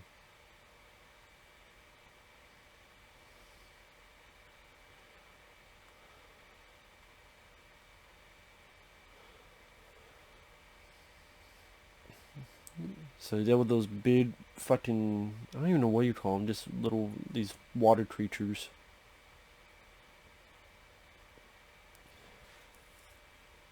So is this what the trivia was talking about? Raft in the swamp, and so maybe, is this the extended cut I'm watching? I mean, I barely remember the fucking movie anyway. I watched it a handful of times. And I couldn't find the one I had here, so watching the one online, and it might be extended cut.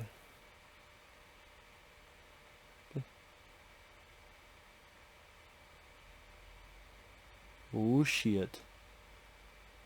Well, yeah, it's an aquatic creature. There you go. So maybe this is an extended cut. I don't know. But I don't know, they don't have the charm of the stop motion animation of the 30s. That's one of the issues I had with the 70s Team Con. He doesn't really get to fight much of anything there, which was very disappointing. And then in the newer one, I mean, it's helped because of the many years of improvements of the technology of CG.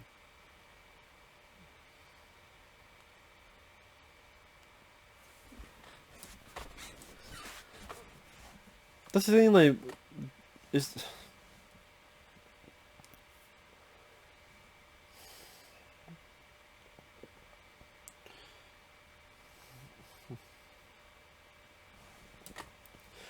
which that is kind of funny now that I think about it, is that don't cut out stuff from the first hour of the movie, but an action sequence, cut that out.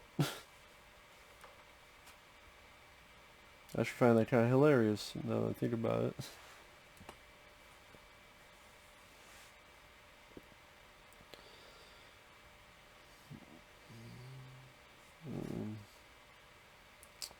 Um, yeah.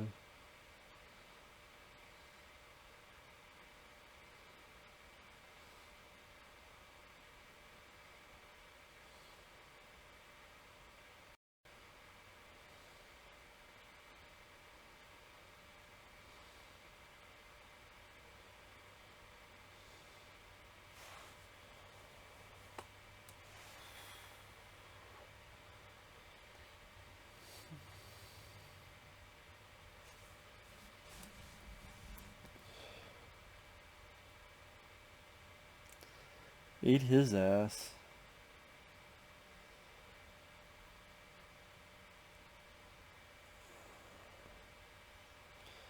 Jack Black using the Tommy gun a little bit at least.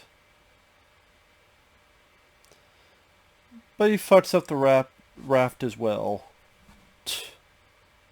Fucking idiot. See, even in trying to do something good, he fucks that up. Yeah, Jack Black's character deserved to die in this movie. His character deserved to fucking die. Considering all the other people that died. But I guess that's the point, kind of the point he wanted to make.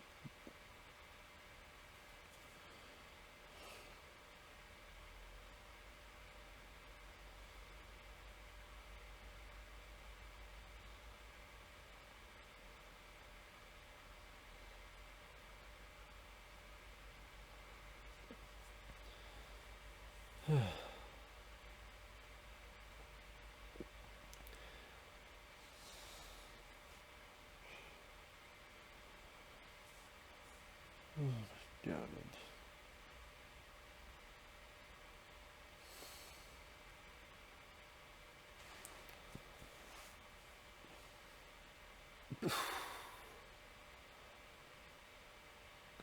They said like, fuck, I'm too tired. I'm not going to try to save that guy.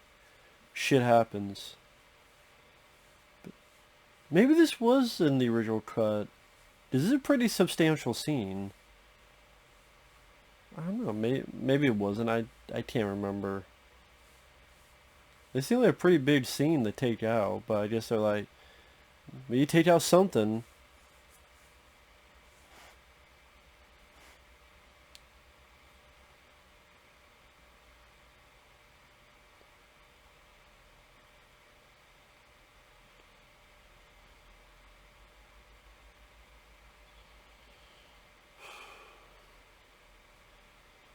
I have to do this. I mean, I know I'm talking with someone, but it actually helps so I'm not falling asleep because I gotta do something. Otherwise, I will fall the fuck asleep watching this fucking movie. So I gotta do something.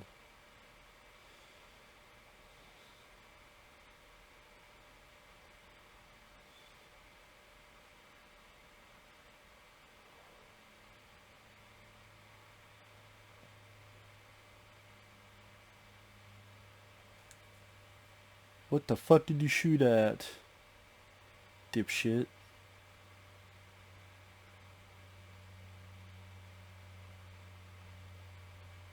Some weird ostrich-like thing.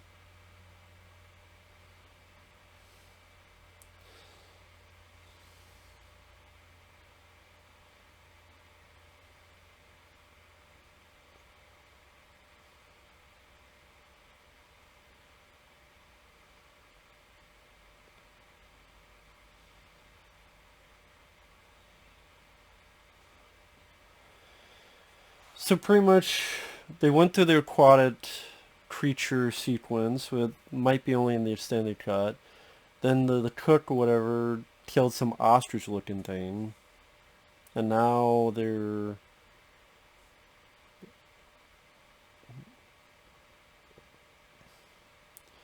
yeah, I can't remember where the fuck this is at now in the movie. Somewhere.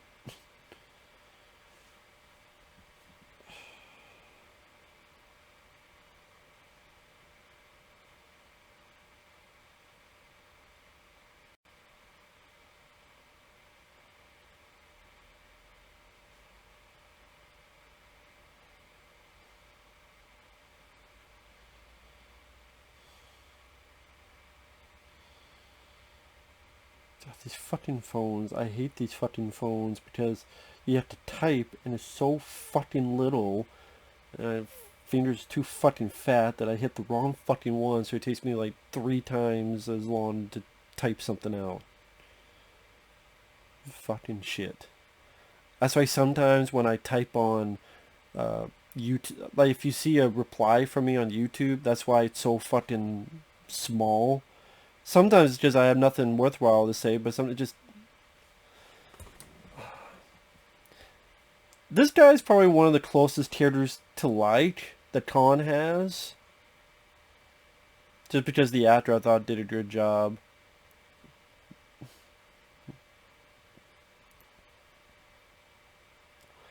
Honestly, the guy shouldn't have just done anything. And maybe Khan would have let him go.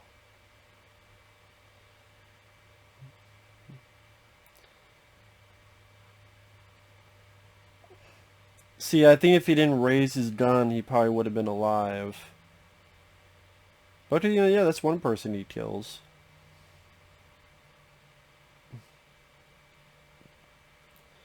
Oh, here we go here. That's 2. Like, this says he kills like 41 people. I surely don't remember that fucking many. Unless he kills a shitload of people in New York that I forget. That might be the case.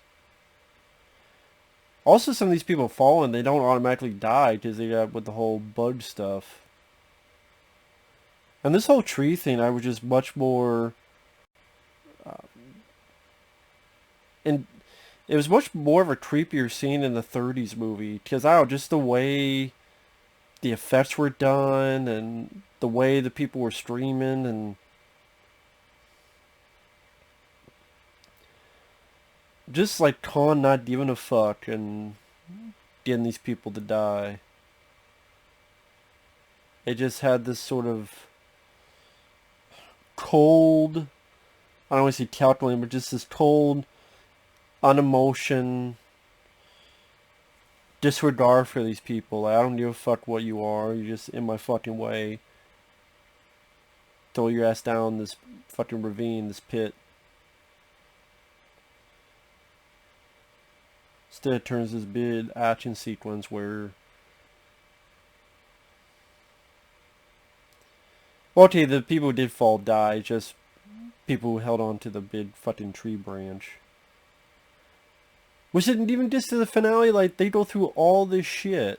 Like, all the shit they go through with the fucking Triceratop thing, the rampage of those dinosaurs, then the aquatic thing in this cut. Now that whole thing, like, all the stuff Adrian Brody and these characters go through, and she's like, I don't give a fuck about this guy. Where's my con? Well, he's dead, I guess I'll hug you. I'm like, what the fuck?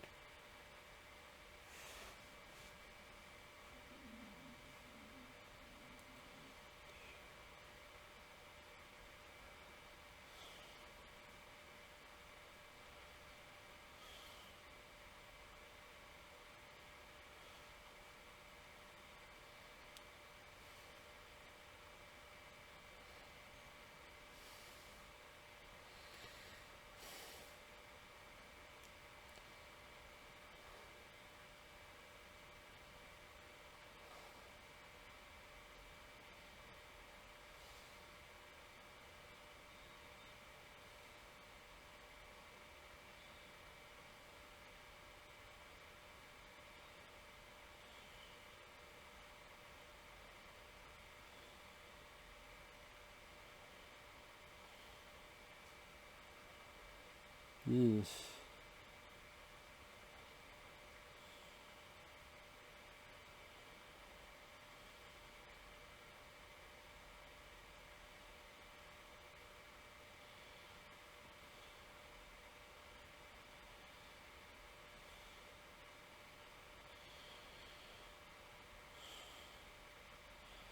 I think also just I'm just a guy who's much more impressed by practical effects and or model work or stop motion animation or but CGI just yeah, there are exceptions. I can enjoy CGI.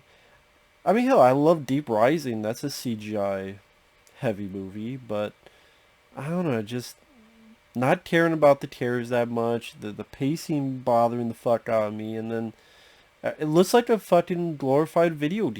That's what it is. It just looks like a glorified video game. I'm like, where the fuck are the controllers? You know, controllers. You know, that's what I'm wondering. Where the fuck are they?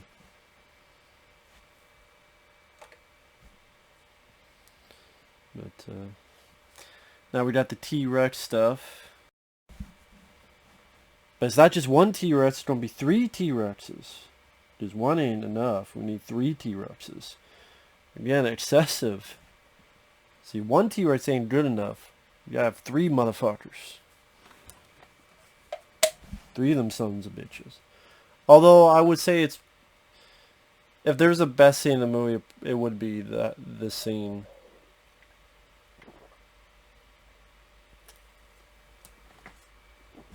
Coming up, at least.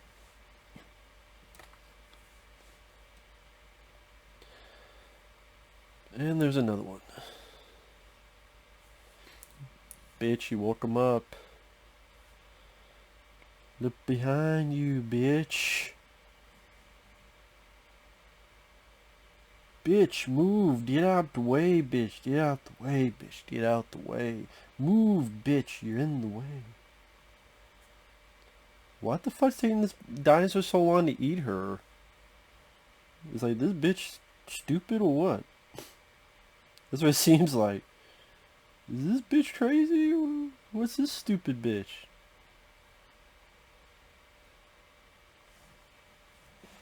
That's what it almost seemed like.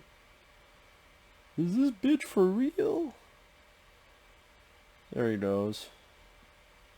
Kumbaya cowabunga, motherfucker. And yeah, I don't know how the fuck she survives. She don't get whiplash or anything from being moved around this shit. one little bump in a fucking car, your neck feels like it's broken, but you look at the scene, look at the way she just swung around in this entire fucking bit. I mean, I like it's a fun concept, to be fair. King Kong fighting three T-Rexes. You know, two at the same time, but I mean, is this the way moving around? Usually be like, okay, put her somewhere safe and then he'll fight, but it's like, no, I'm gonna drop her, pick her up, drop her, throw her. It's, how the hell is this lady ain't dead? Beats the fuck out of me.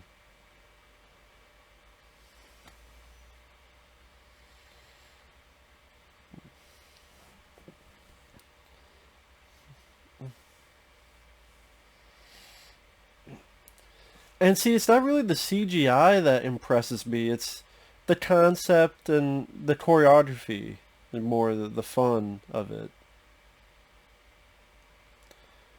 You know, just say "fuck you, T-Rex," breaks his jaw.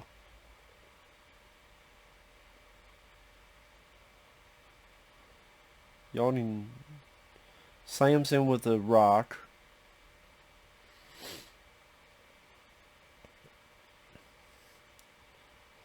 Do a barrel roll.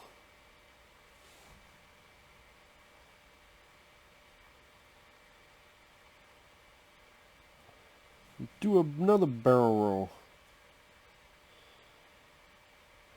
I'm just moving her back and forth. Her neck is perfectly fucking fine, I guess.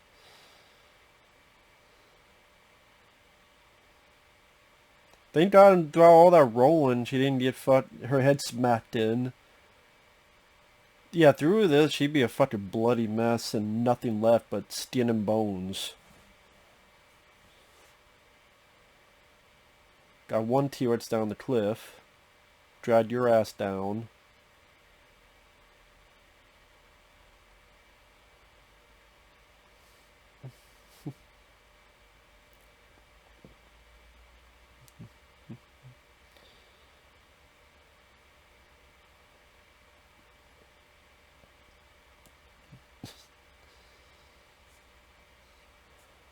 I just had get to a point like, fuck, I mean, there's gotta be a way to get her out of the action some way, so this is a way to do it.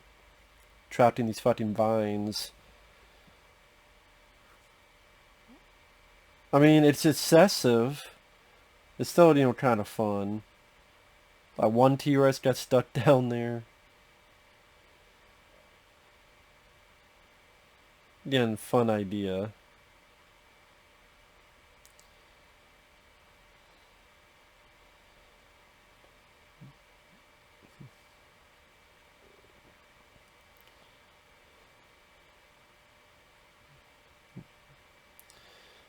And Khan's doing his fucking best to get his fucking potty pussy safe. A literal potty pussy. Put it right in his furry pocket.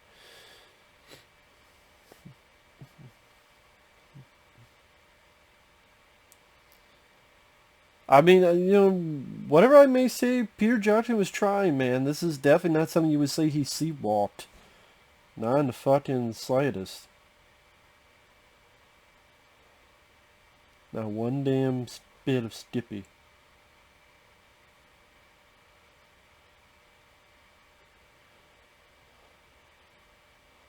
Oh shit. But I would say even this scene goes on for way too fucking long. Like, Jesus. Like, how long is this? I forgot how long this fucking sequence was. It's half the movie. Although I'd rather have this half of the movie than the first half. It's like, I'm gonna up Jurassic Park with this shit.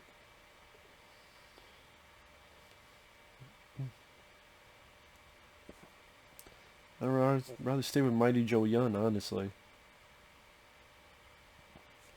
Both versions.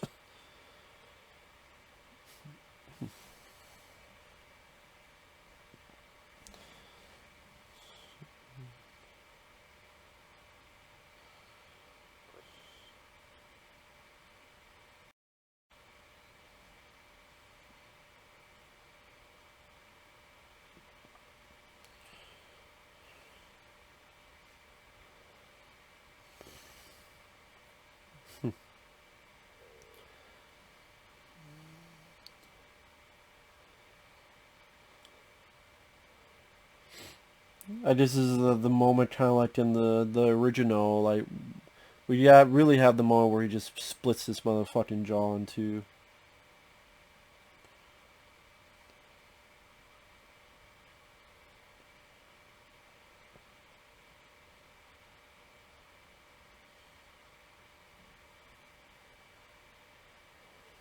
There you go. Nice sound effects on that. Nice little throwback to the original, playing with the jaw. That was a nice touch. Very nice touch.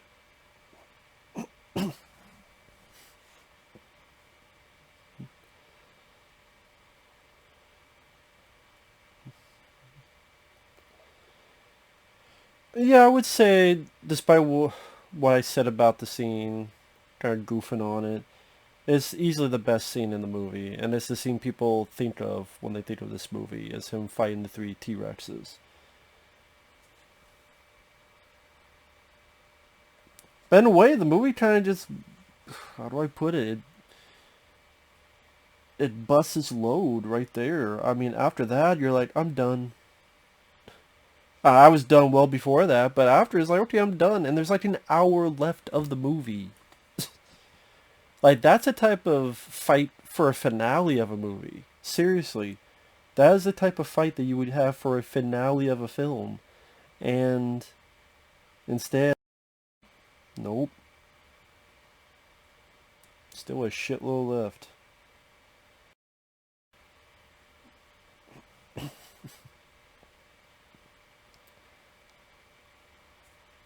I just like, oh, he saved me. I'm like, yeah, he saved you because he likes you, wants to play with your, you know. What about all the shit Adrian Brody went through? Didn't care for his ass. Now I know this scene is based on, in the original film, there was supposed to be a scene when the people went into the pit. There's a sequence where there would be these insects and gigantic bugs that would fight and eat the survivors there. But they just, I think it was filmed, but it was deemed too shocking and too horrific. So it was cut out, I think after a screening or two, and that footage has never been recovered. And that's the sad thing, is when stuff like that gets lost. That's the thing with I hate about these studios, is that these studios, uh, of course they care about money, and people go, no they don't. I'm like, you're full of shit. If they care truly about the art and the movies, then all of the stuff they just deleted should have been kept in a fucking vault in pristine condition. For all these movies, any movie. And if they did that, like all these films, we would see the deleted scenes of the NC-17 cut of Predator 2, the all the alternate cuts to various upon various fucking films, including the lost scene in King Kong in the 30s.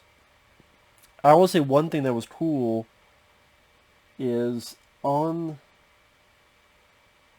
which that's why I'm wondering if I did sell that King Kong one, because I remember liking the documentary. There's a bit where it talks about the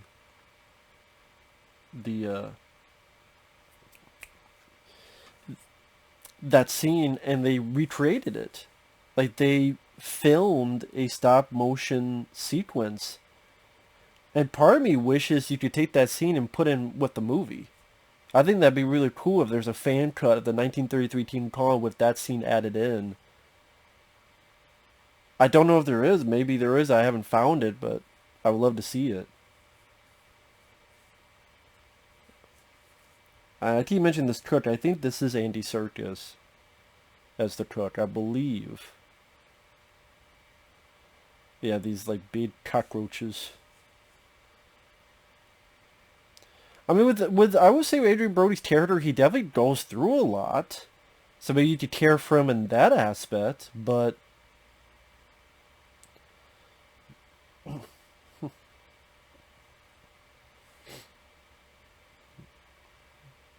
oh, now I'm supposed to care about Jack Black because his fucking film got destroyed and now he's fighting the bugs?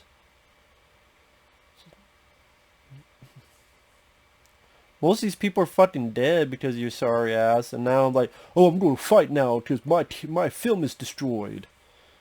If the film wasn't destroyed, would you still do it? I doubt it. And these are creepy, I will say. These sucker things. They kind of look like the stuff in Deep Rising, honestly. Get his fucking head. That's definitely a creepy idea. So really just like these three guys left. Want to be Tom Holland from Spider-Man and Adrian Brody.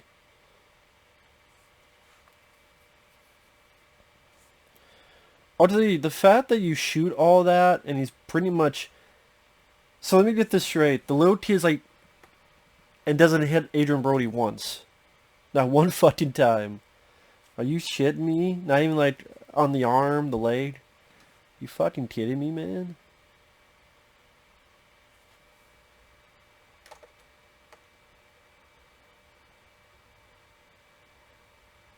Also, I think the music in this is just off for me. Like, the music is trying to be this soft choir music during this bug sequence, and I just don't think it works. I mean, I did it's supposed to be there to make it more horrific, but it just seems like someone put the wrong piece of music to this scene. I don't know, it just doesn't do it for me.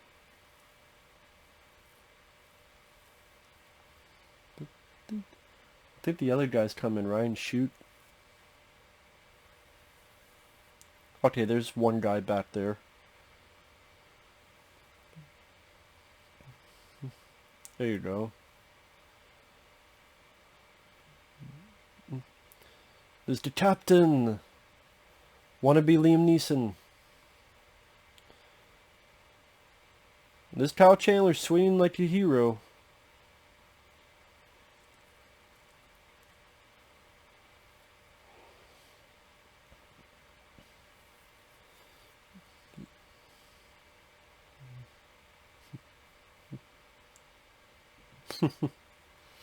All right.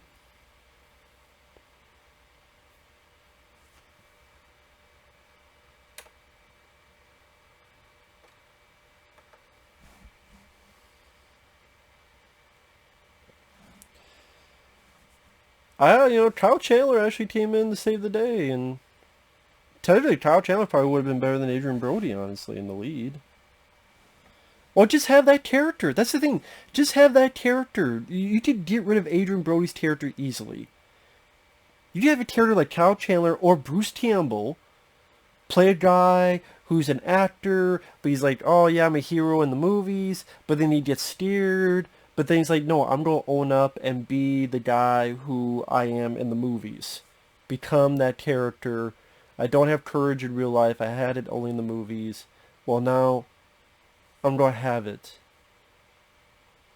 I'm going to have this courage like I did in the movies. I'm going to have it in real life. So you could have Kyle Chandler by himself.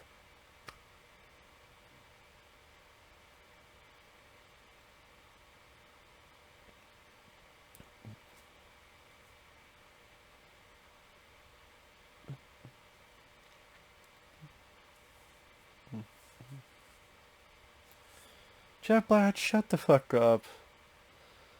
No, now he's crazy. He's losing it. He's losing it. But yeah, just Adrian Brody, like, yeah, you could have just the Kyle Chandler character by himself.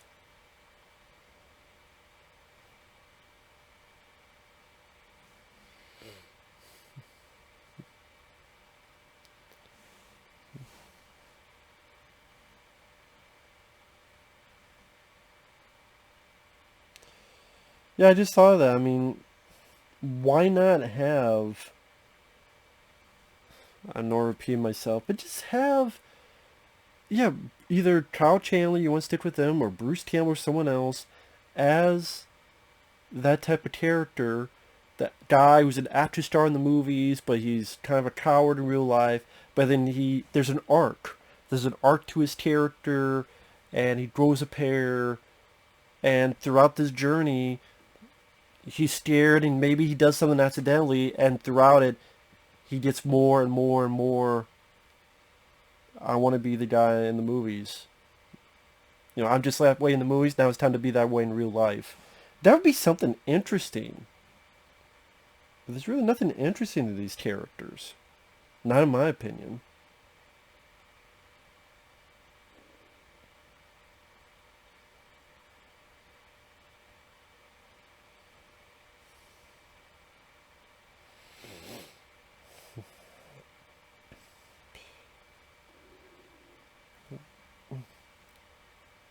And that's the thing, like, you see these guys going through this horrible, terrible stuff over and over and over again.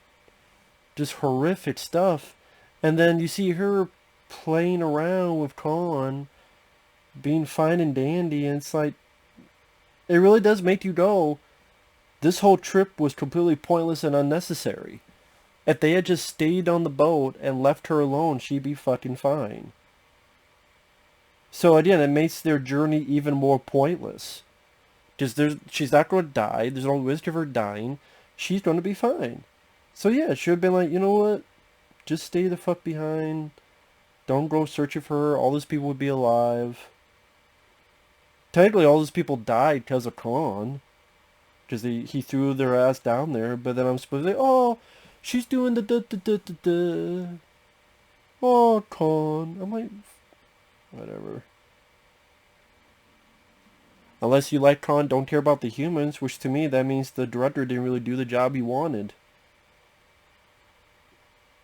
Honestly.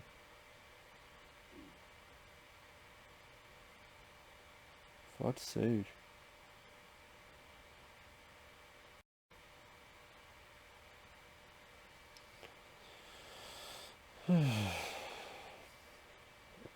It's like an hour left of the fucking movie, man.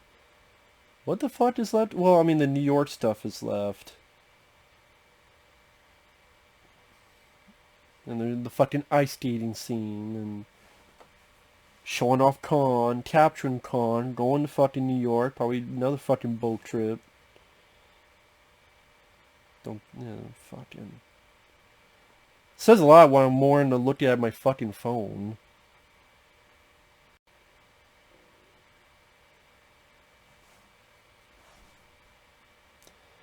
Again, I'm supposed to give a shit about Khan, who threw a bunch of people. Some of them were innocent. Some of them didn't do anything.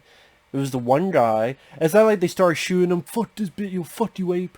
No, most of them didn't do anything. And he put them to their deaths. But we're supposed to care about Khan. At least with Khan Star Island, they were shooting the shit out of his face. Like, they're literally blasting him with bullets. And so what the fuck is he gonna do? Well, yeah, at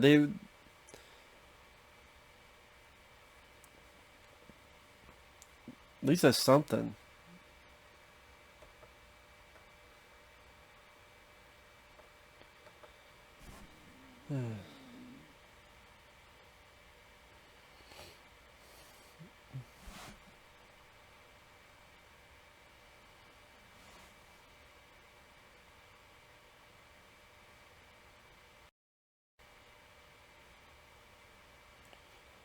Then Jack Black just...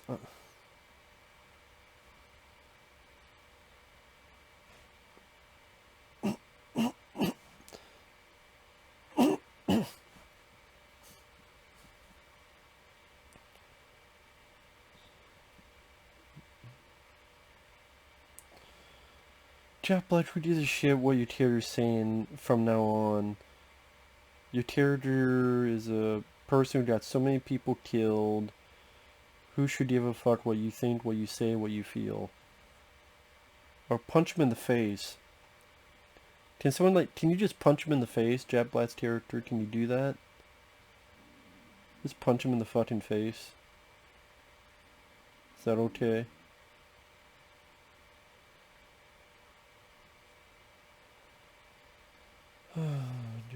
Just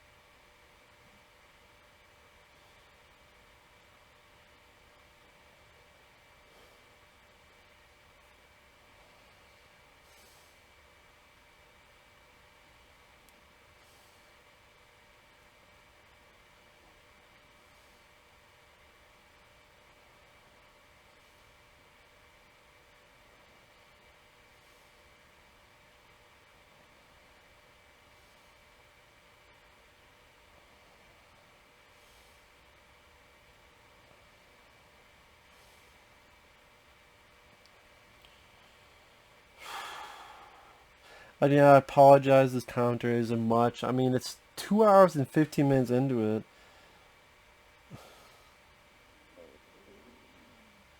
I don't know what the fuck to say. I mean, be like, why don't you like this film? Number one, I think it's excessive. I think it's way too long. I'm not a big fan of the pacing. The characters, I don't really care much about. I mean, fucking.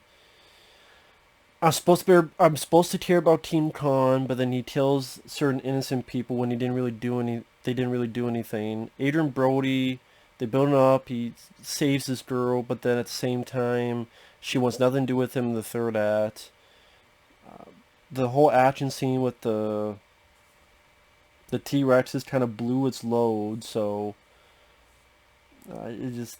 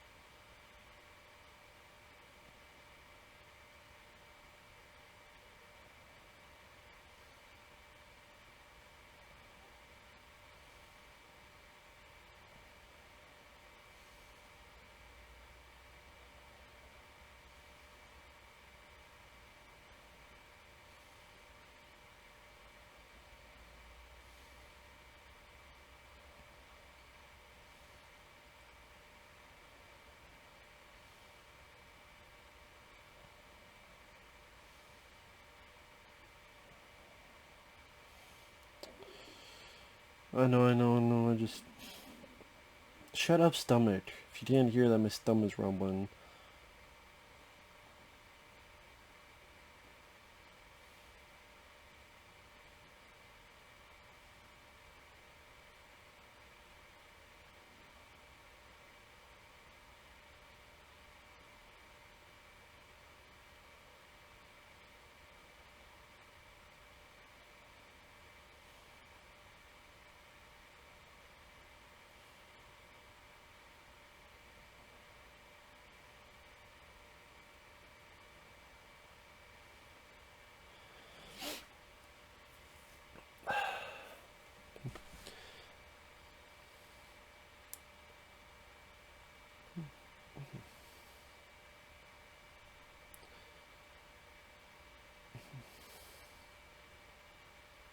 Yeah, they ain't gonna work, man.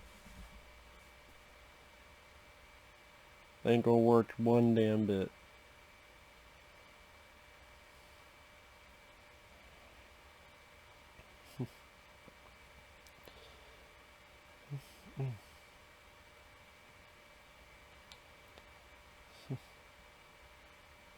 Hmm.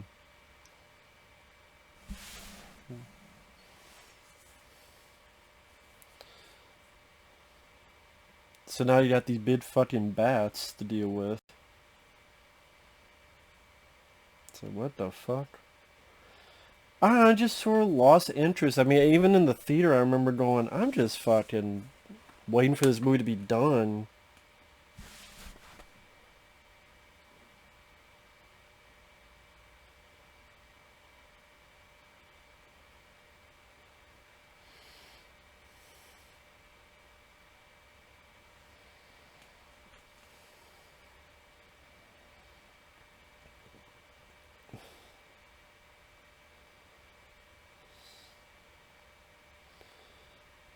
Hmm.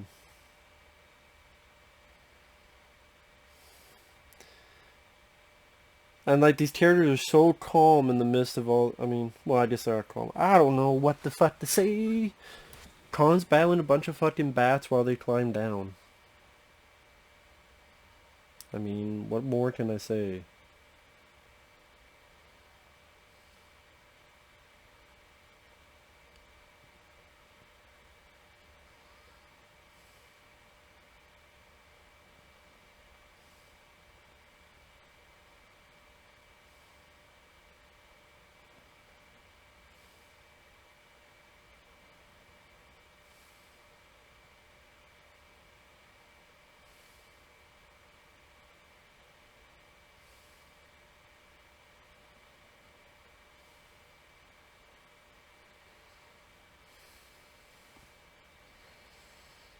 Well, that's why they had the bats, so find a way from the swing all the way, go all the way down there.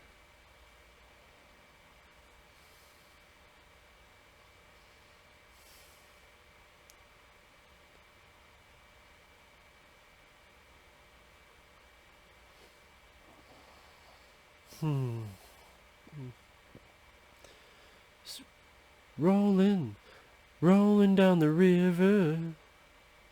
We're rolling, rolling, rolling down the fucking river. We're gonna roll it all night. This bitch is real tight. No, I'm just kidding.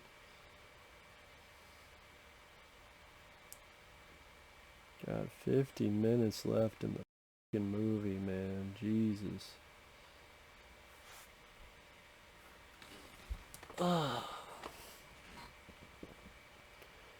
What, Colin Hanks is still alive? I'm surprised.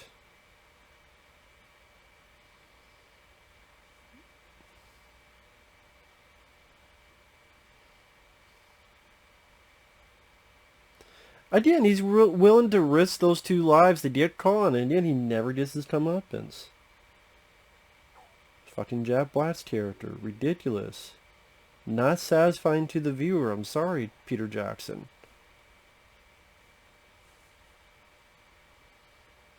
Fucking tear Jack Black in half, at least that'd be a crowd-pleasing moment.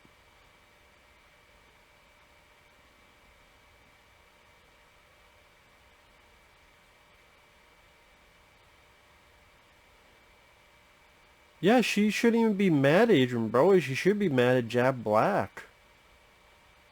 For fuck's sake. Wouldn't be mad at someone. I don't know why she gets so fucking mad at Adrian Brody.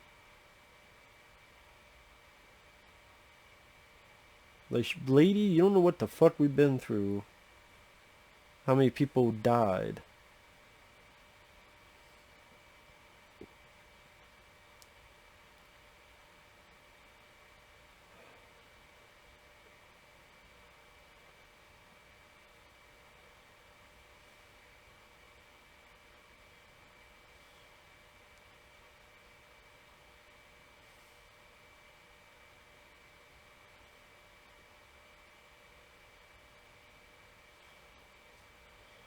Now they're getting ready to capture his hairy ass.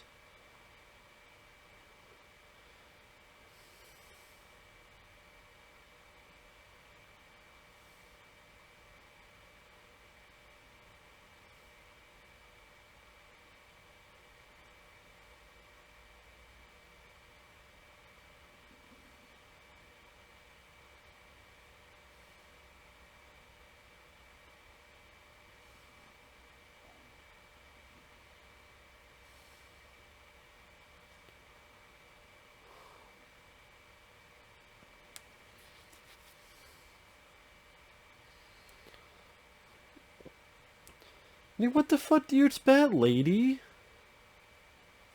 Shit.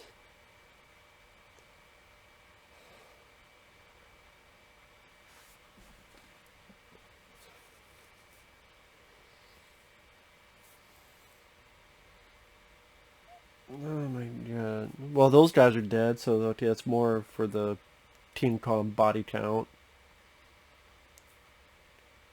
We'll just leave him the fuck alone and leave.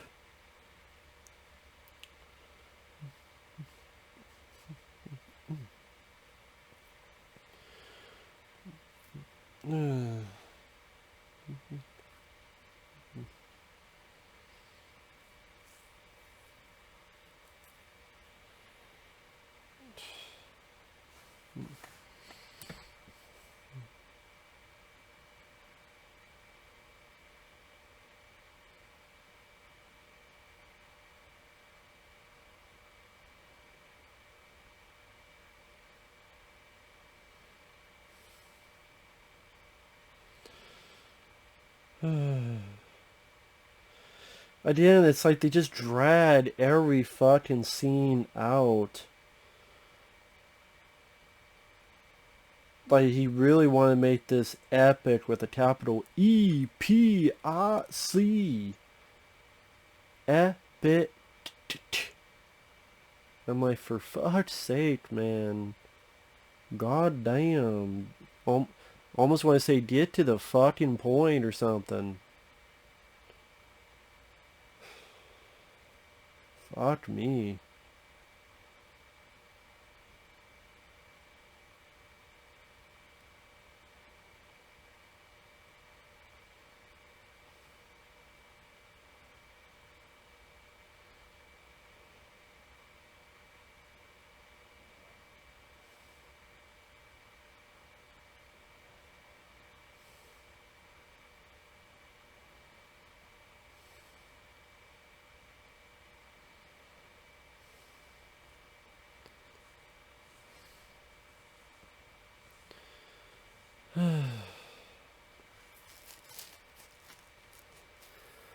Like, we're shooting at him, then we're throwing another one. Now we got a harpoon.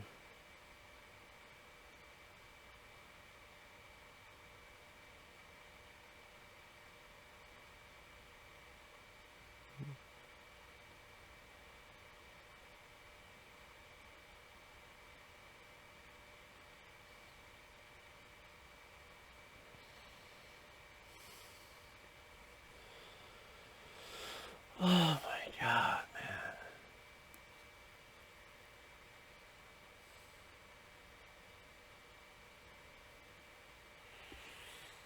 Idea it's supposed to be this tragic thing, like they're capturing him, oh no, and she's crying for him. I'm like, go bang already. She bangs. I'm like, I don't feel as much of an emotional connection as I'm sure Peter Jackson wanted me to feel when interspersed with him killing people, when some of them didn't deserve it that much.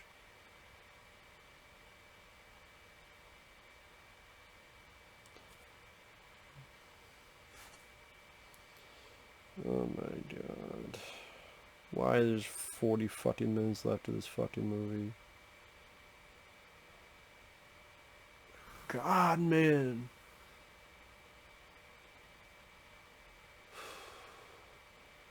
I will say one thing.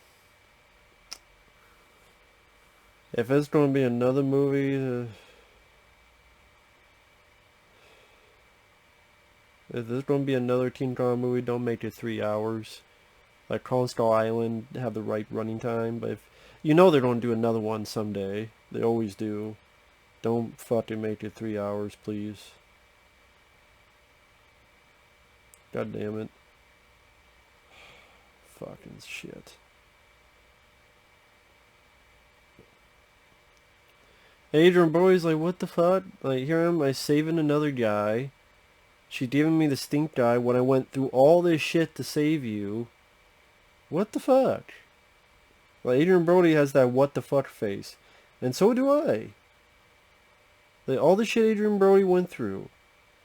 And it didn't fucking matter. It just makes Adrian Brody a bitch. I mean, not Adrian Brody. It makes Naomi Watts a bitch. It makes me feel bad for Adrian Brody's character, honestly. Which I don't think is the full purpose of that.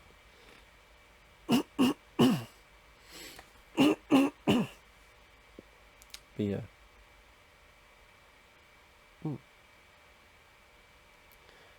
Oh, thankfully we skipped the fucking boat. We're riding King Kong. Thank you for that. Small fucking favors.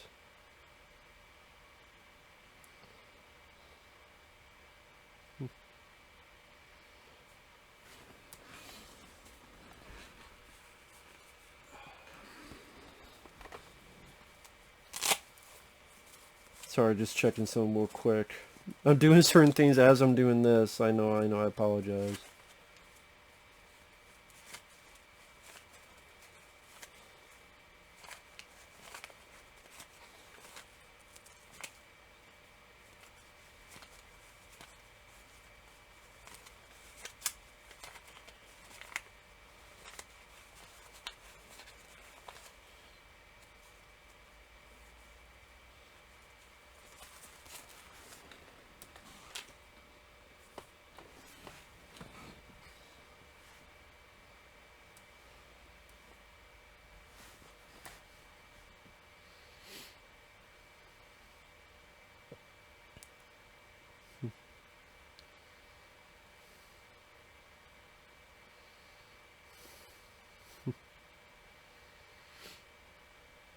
Jack Black looking at Colin Haynes. Colin Haynes like, you're a piece of shit. Deservedly so.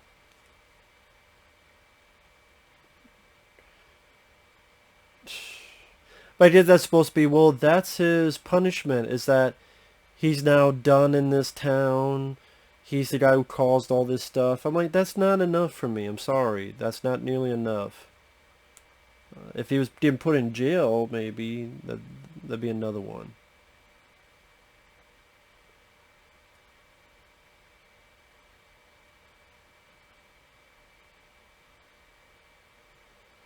But yeah, like Adrian Brody goes back to writing other plays. Naomi Watts is like, nah, I'm not going to do anything with this guy, even though he saved my life. Which is what Adrian Brody did. Saved her life. It's just ridiculous. I mean, that whole thing is fucking ridiculous. He had nothing to do with what the fuck happened. Blamed Jack Black's character. And, all the shit he went through, it's just like, wow, what a bitch. Naomi Watts character is a real big bitch. I'm like, give me a fucking break.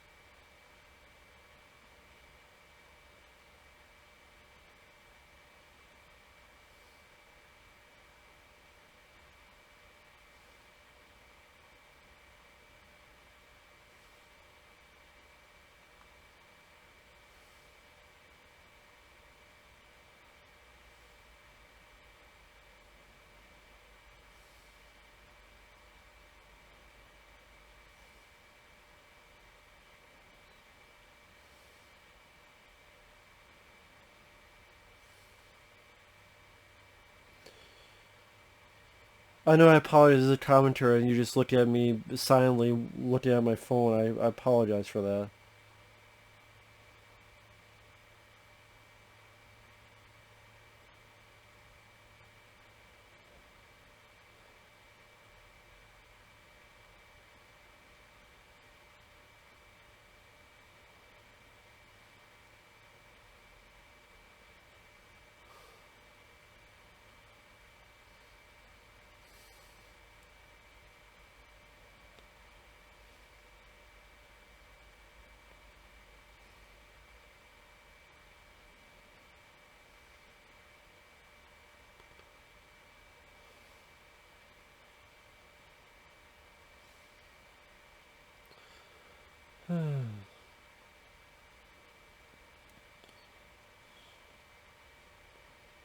Fucking hell, man.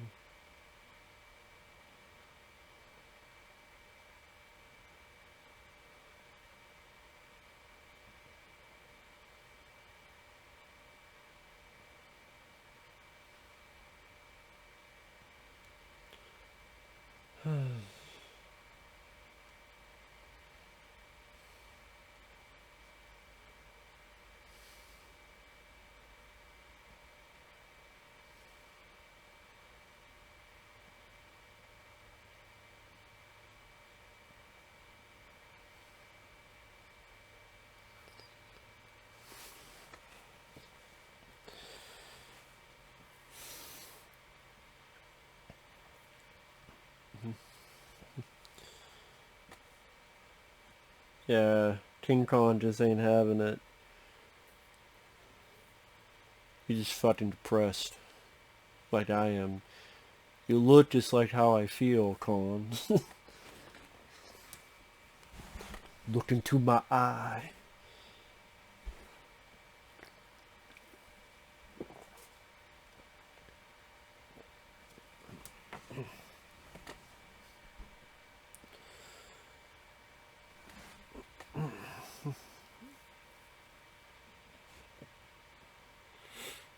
Oh my god. Like everything else, they're gonna drag shit out. Just drag it out, drag it out, drag it out. Which is why he had probably fucking over 300 hours of fucking footage. Yeah, I know that's not all, but still, just dragging shit out. Like I said, it's an example of over fucking indulgence. It easily is. It's like, come on, give me a fucking break, man. Shit.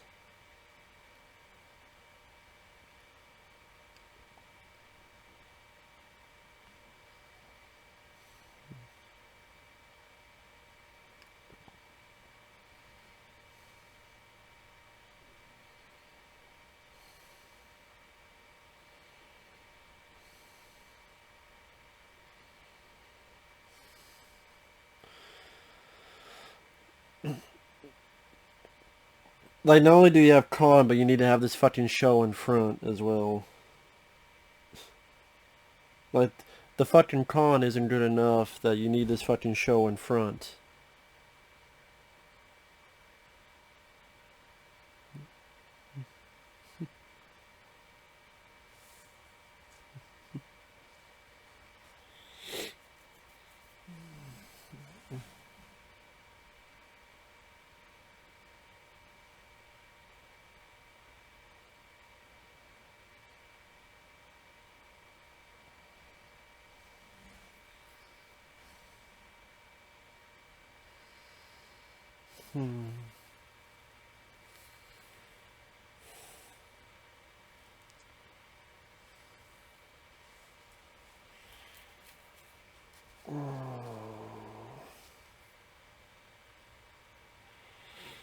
Yet I know, man, you look just like I feel. I really want to just hit the fast forward button. I really, truly do.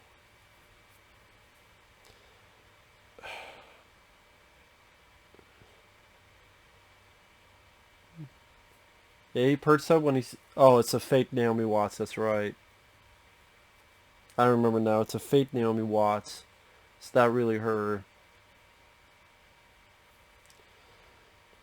Because she's off doing some other fucking show. And it's supposed to be the fake out. See, it's not really her.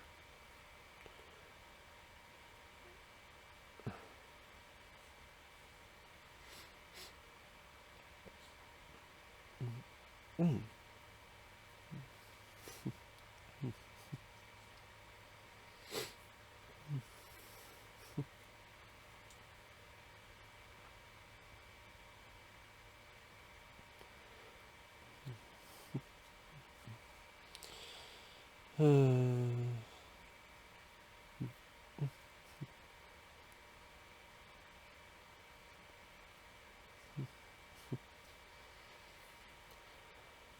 That'd be interesting if it just ended here and it's just Adrian Brody goes up to her.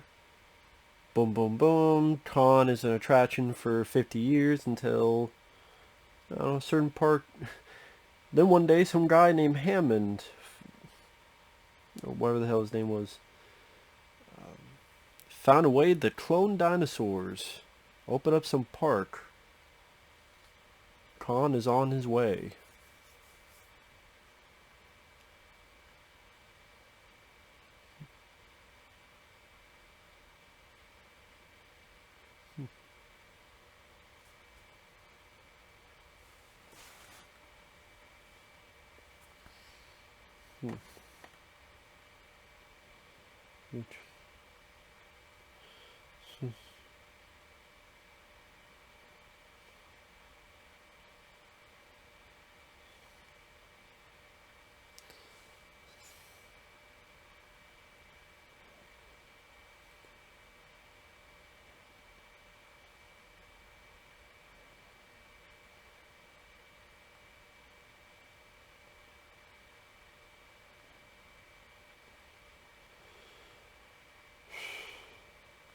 Of course, you know, he's going ape shit crazy, no pun intended.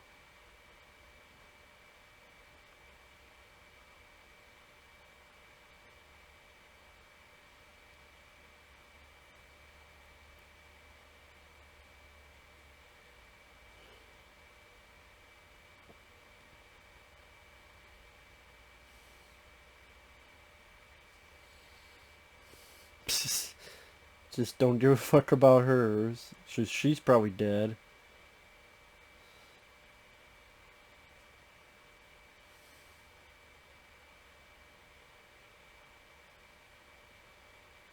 Well, I mean, the idea was always crazy. Like, you know, you don't really have much security for this big fucking gigantic ape in case something fucking happens.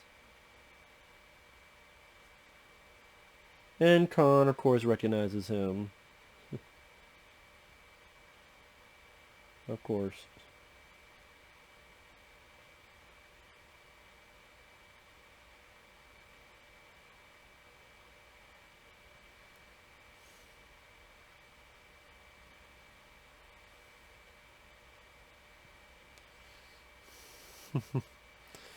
Yep, there goes to your fucking payola.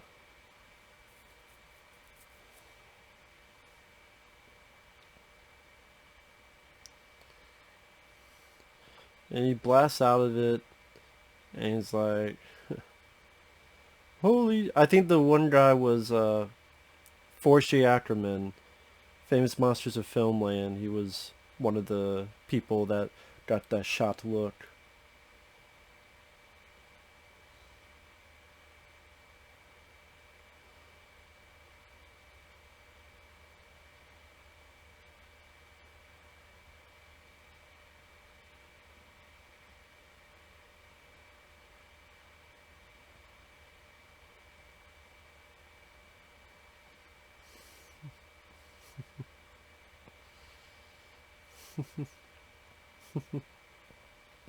Yeah, the King Kong is fucking mad and pissed off.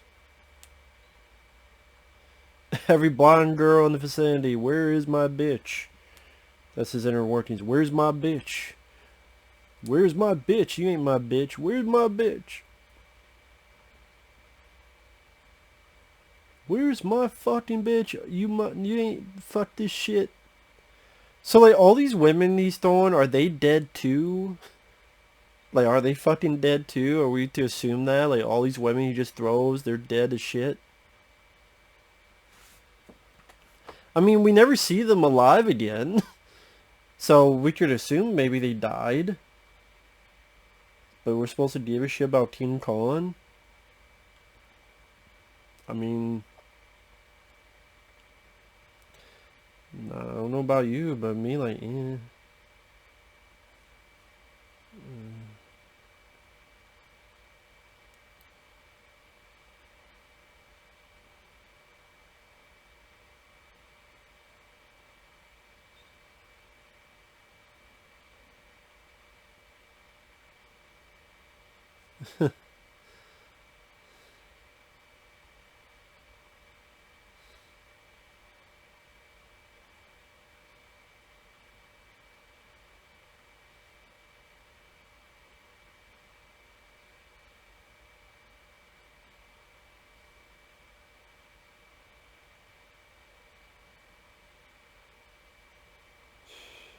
Yeah, this is that call. This is that chase I was talking about earlier. Like, he's doing the right thing. He wants to save people's lives. Again, it's like he's trying to save people's lives. He's trying to help out. It's not his fault. He wanted to think about it. He wanted to get off the boat. Jack Black wouldn't let him. He goes through all this fucking shit. All of this shit. And just for a name he wants to go like, fuck you, bitch. I'm like, what the fuck? And now he's trying his best to save. He's trying his best to help out. He's trying his best to get Khan away from these people. His damnedest best. And, like... And this big, glorified action scene.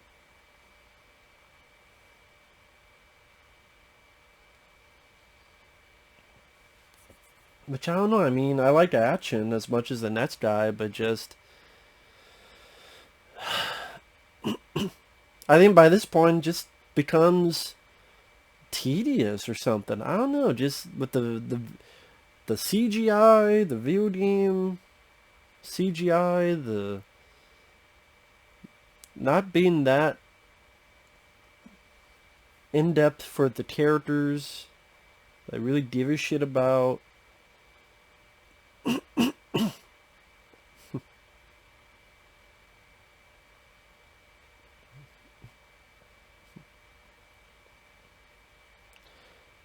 And, does this. There's Adrian Brody there. Did his best to help out. Could be dead. And instead, this fucking happens out of the fucking blue. She just comes out where the hell did she come from? Did she teleport there? She teleported there. She gives no eye, no even glance to the person whose car Khan just smashed. Is he okay? Is he alright? Does he need a hospital? Does he need a doctor? Does he need a funeral parlor? I mean, just not just giving a shit. So, like, this girl just I don't give a shit about. Jab Blatt I don't give a shit about. I could give a shit about Adrian Brody. I'm just not big on the actor, and I don't think there's really much to to his character. Slip of the tongue there. To his character. So then it's like, what should I care? Why should I care?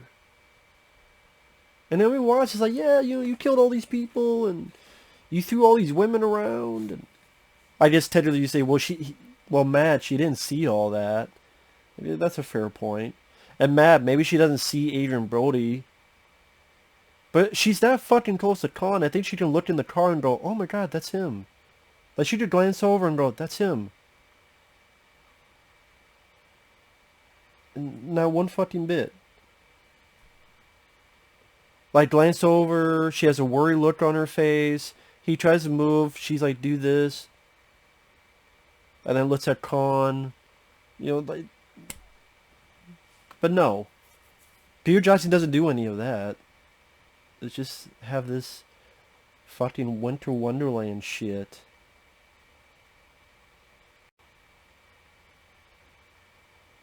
Fuck.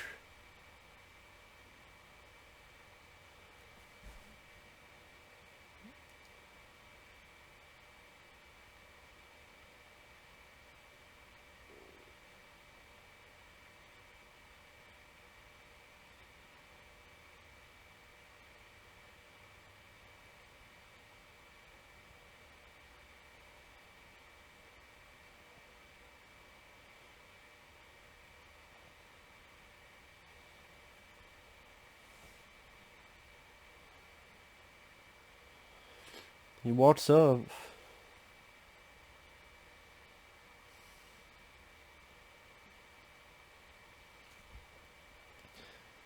Everyone got the fuck out of there. Now everything's fucking quiet. There ain't a fucking cop around. I guess the cops are just...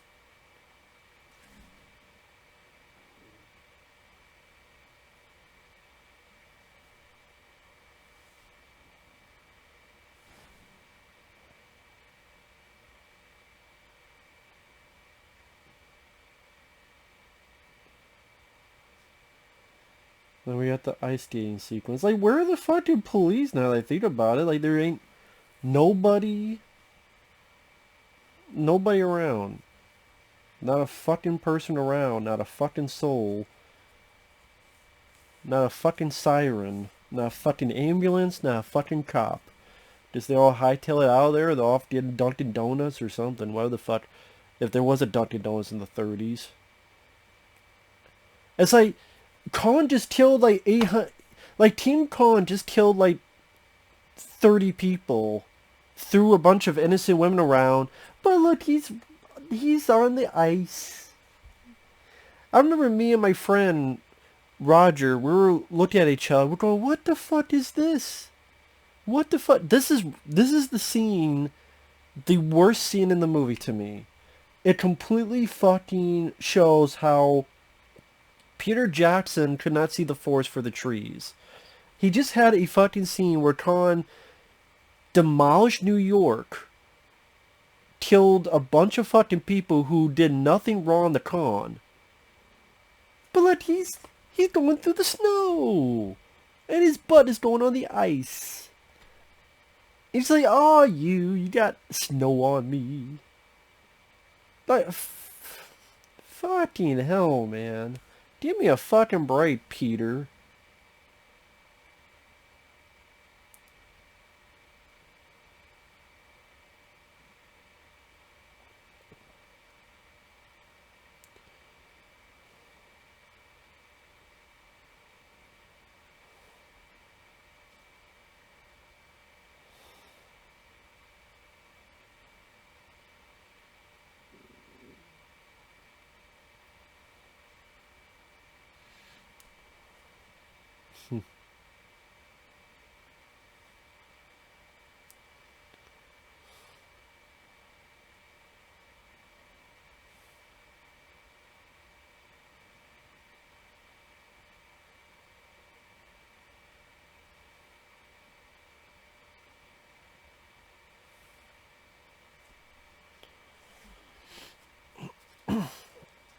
And they're climbing up the buildings.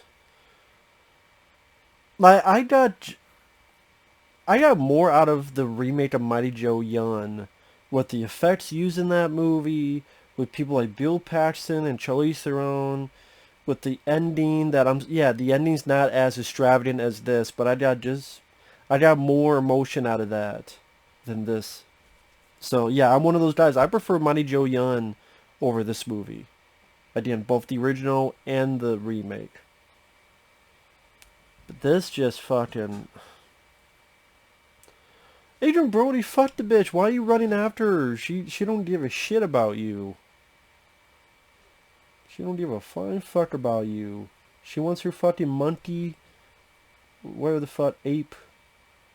Let her have her fucking monkey, man. Let her have the shit. Fuck it. Fuck it. You fuck it, man. Just fuck it. Fuck it. God damn. Ain't worth it. Bitch ain't worth it. She drives like a monkey in heat. The bitch ain't worth it. Or she better give the best blowjob ever in the history of ever. Suck chrome through a fucking goalpost. Otherwise, they ain't worth it. Shit ain't worth it.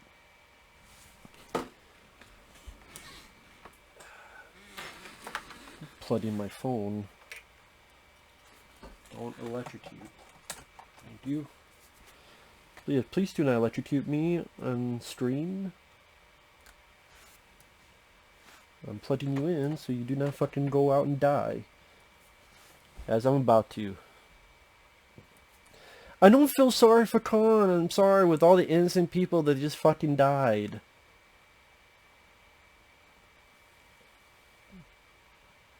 I don't think the 70s Khan killed that many people at the end of the movie. I could be wrong. But I just... Not the way it was done here. I just like... And then we're supposed to care. I don't care. I'm sorry, I don't care. I don't give a shit. What are you supposed to? What tough titty. I care that it's almost over and I never want to see this fucking film again. And she's ready for the monkey love.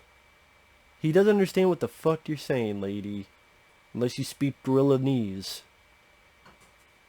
She don't give a shit what you say. Thinks you're a fucking poontang pie ready to come up. Yeah, you don't give a shit. I'm there with him. Deplane, boss, deplane. Yeah, bring the fucking planes and shoot us all down, man. Choose all the fuck down. Goddamn asshole.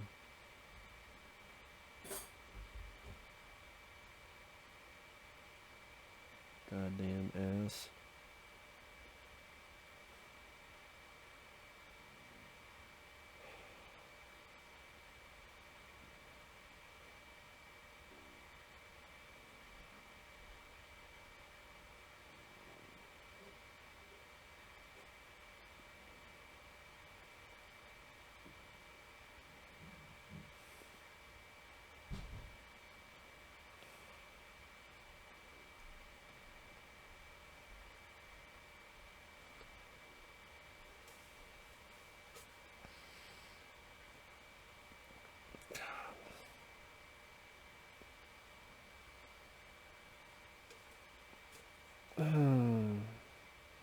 Yeah, some of these pilots, again, one's Frank Darabont, one is Peter Jackson, one is Rick Baker. I don't remember which is which.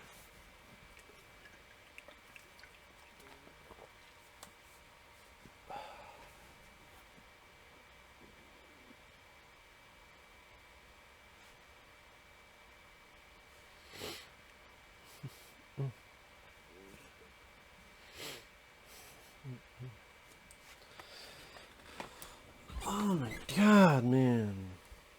Waiting for a fucking... Sorry, I messaged someone while I'm doing this. Apologize. That's another thing, we're doing a movie that's over 3 hours long. Is you have a lot of other shit you need to do in the meantime. It's a lot of fucking stuff.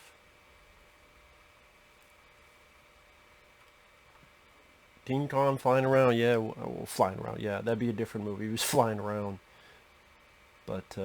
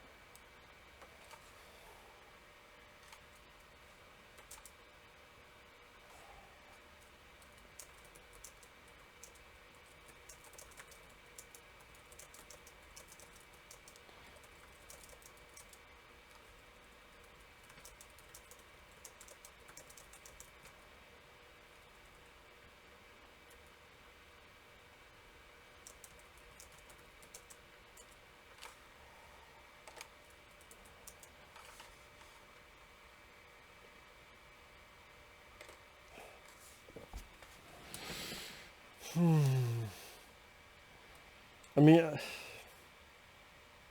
I really don't know what else to say. I'm just repeating myself over and over and over again. I mean, how many more times can I repeat the same thing? I don't know. Shows how little interest I have, man. It really does. I just don't fucking care. Just don't care.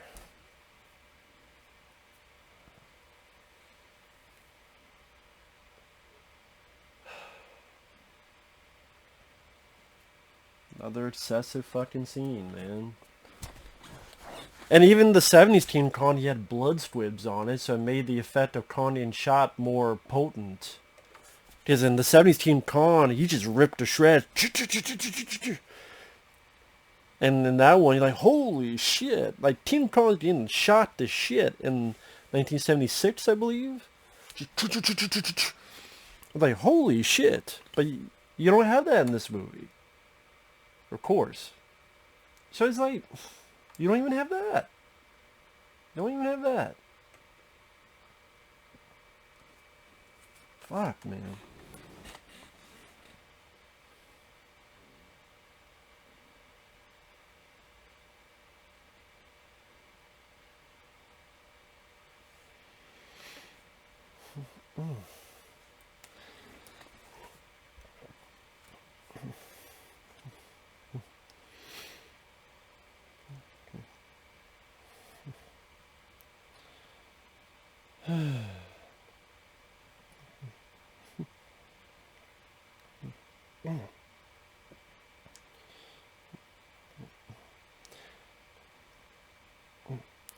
Naomi Watts, what the fuck are you doing? I guess she thinks she's going to save Team Khan.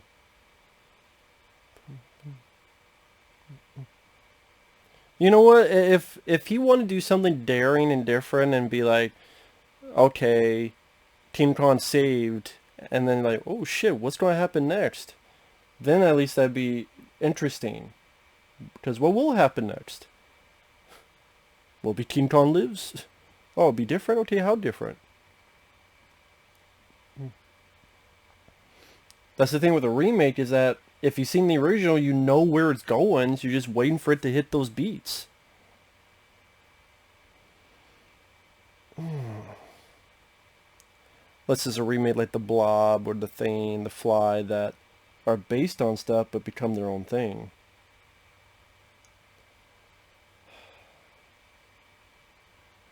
The only thing is this, to have a much more sympathetic Team Khan, but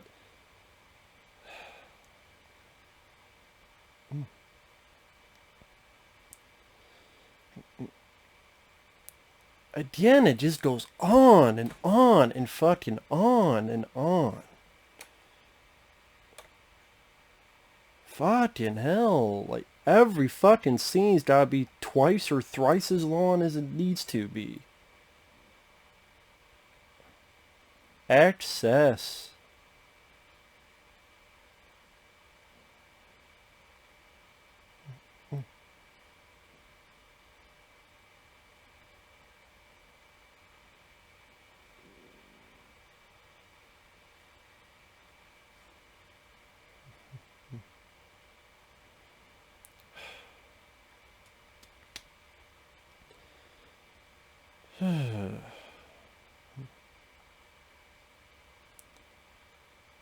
Was it this one or the 70s one that had the heartbeat? That, I think it was the 70s one that had a heartbeat and it's like, that was a really cool touch in that. See, I don't think that one's that bad. It's just, as a remake, not having any monsters on Skull Island really took a lot of the, like, really not much of any monsters on Skull Island. That took away a lot of the fun out of it.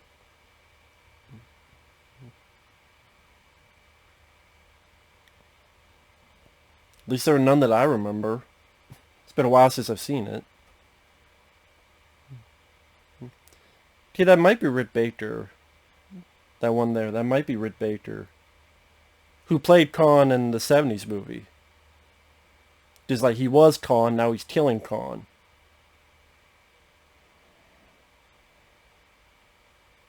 I think that's Rick Baker shaved. I believe that's the case.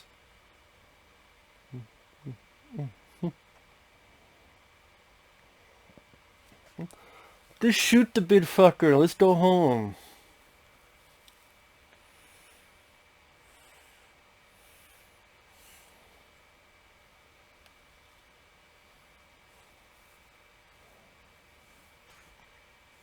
Okay, they don't shoot. I guess they just... He just falls off from his wounds.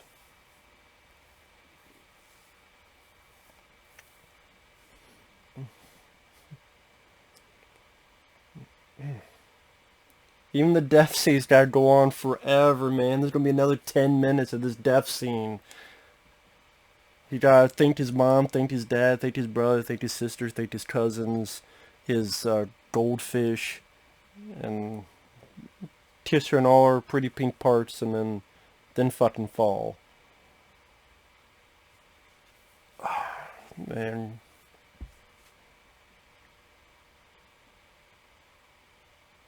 Mm-hmm. Yeah.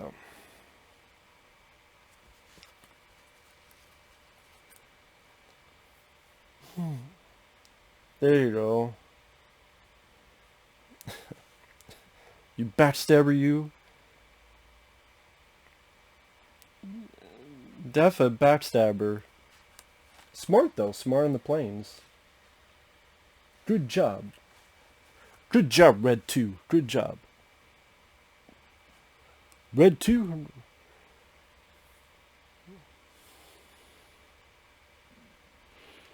Just fucking die already. Christ. Make a mini-series of him fucking dying.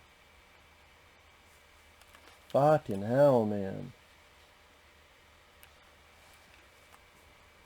Fucking die already. Fall off the fucking thing already. Shit. Fuck. Shit fuck.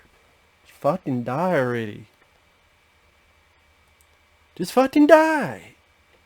Good. Fall the fuck down. Down to fucking your mama. There you fucking go. Thank you. Thank you, fuck you, bye, King Kong. Shit. Melodramatic Queen Bee. Even his fucking death gotta be excessive and long. Ain't fucking opera or Shakespeare. Actually, I don't like those either, so maybe this is opera and Shakespeare.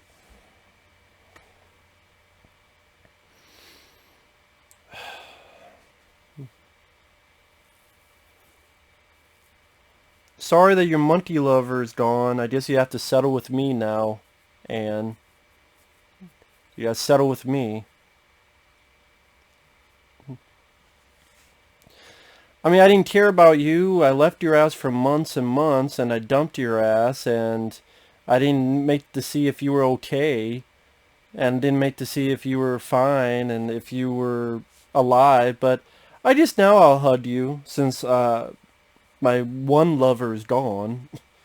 I guess I'll settle with you. Wait, what the fuck? That's what it comes off as. That's how it comes across. What the fuck?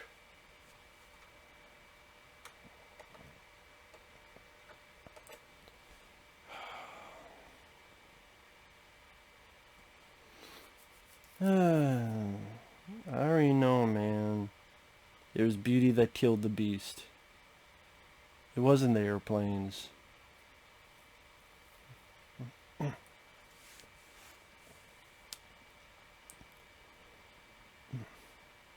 So I guess originally it was supposed to be Fay Ray that says something to this line coming up.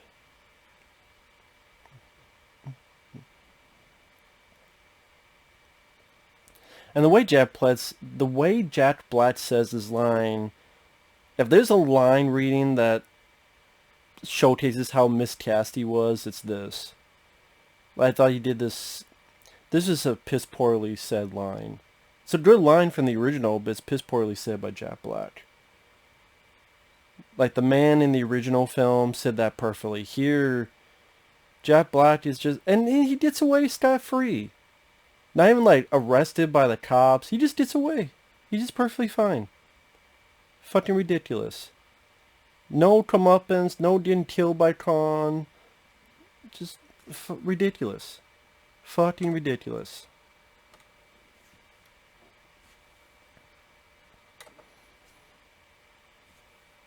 Okay, this doesn't even have all the end credits. It really is most of the movie shit. Based on the story of Marion C. Cooper and 4 producers. And 2 co-producers.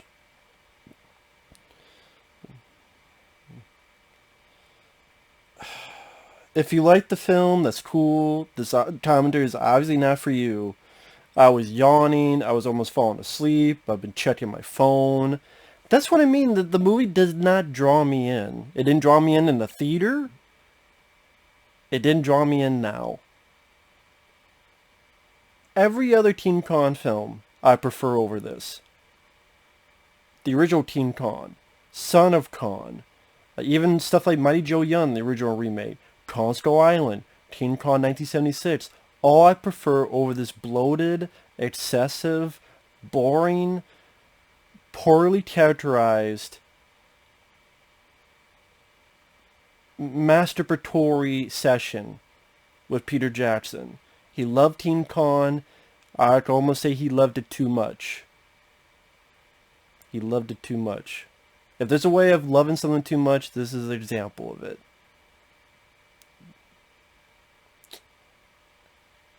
Couldn't see the forest for the trees, in my opinion. So with that said, thanks for watching. Take care. We'll see you guys later. Bye-bye.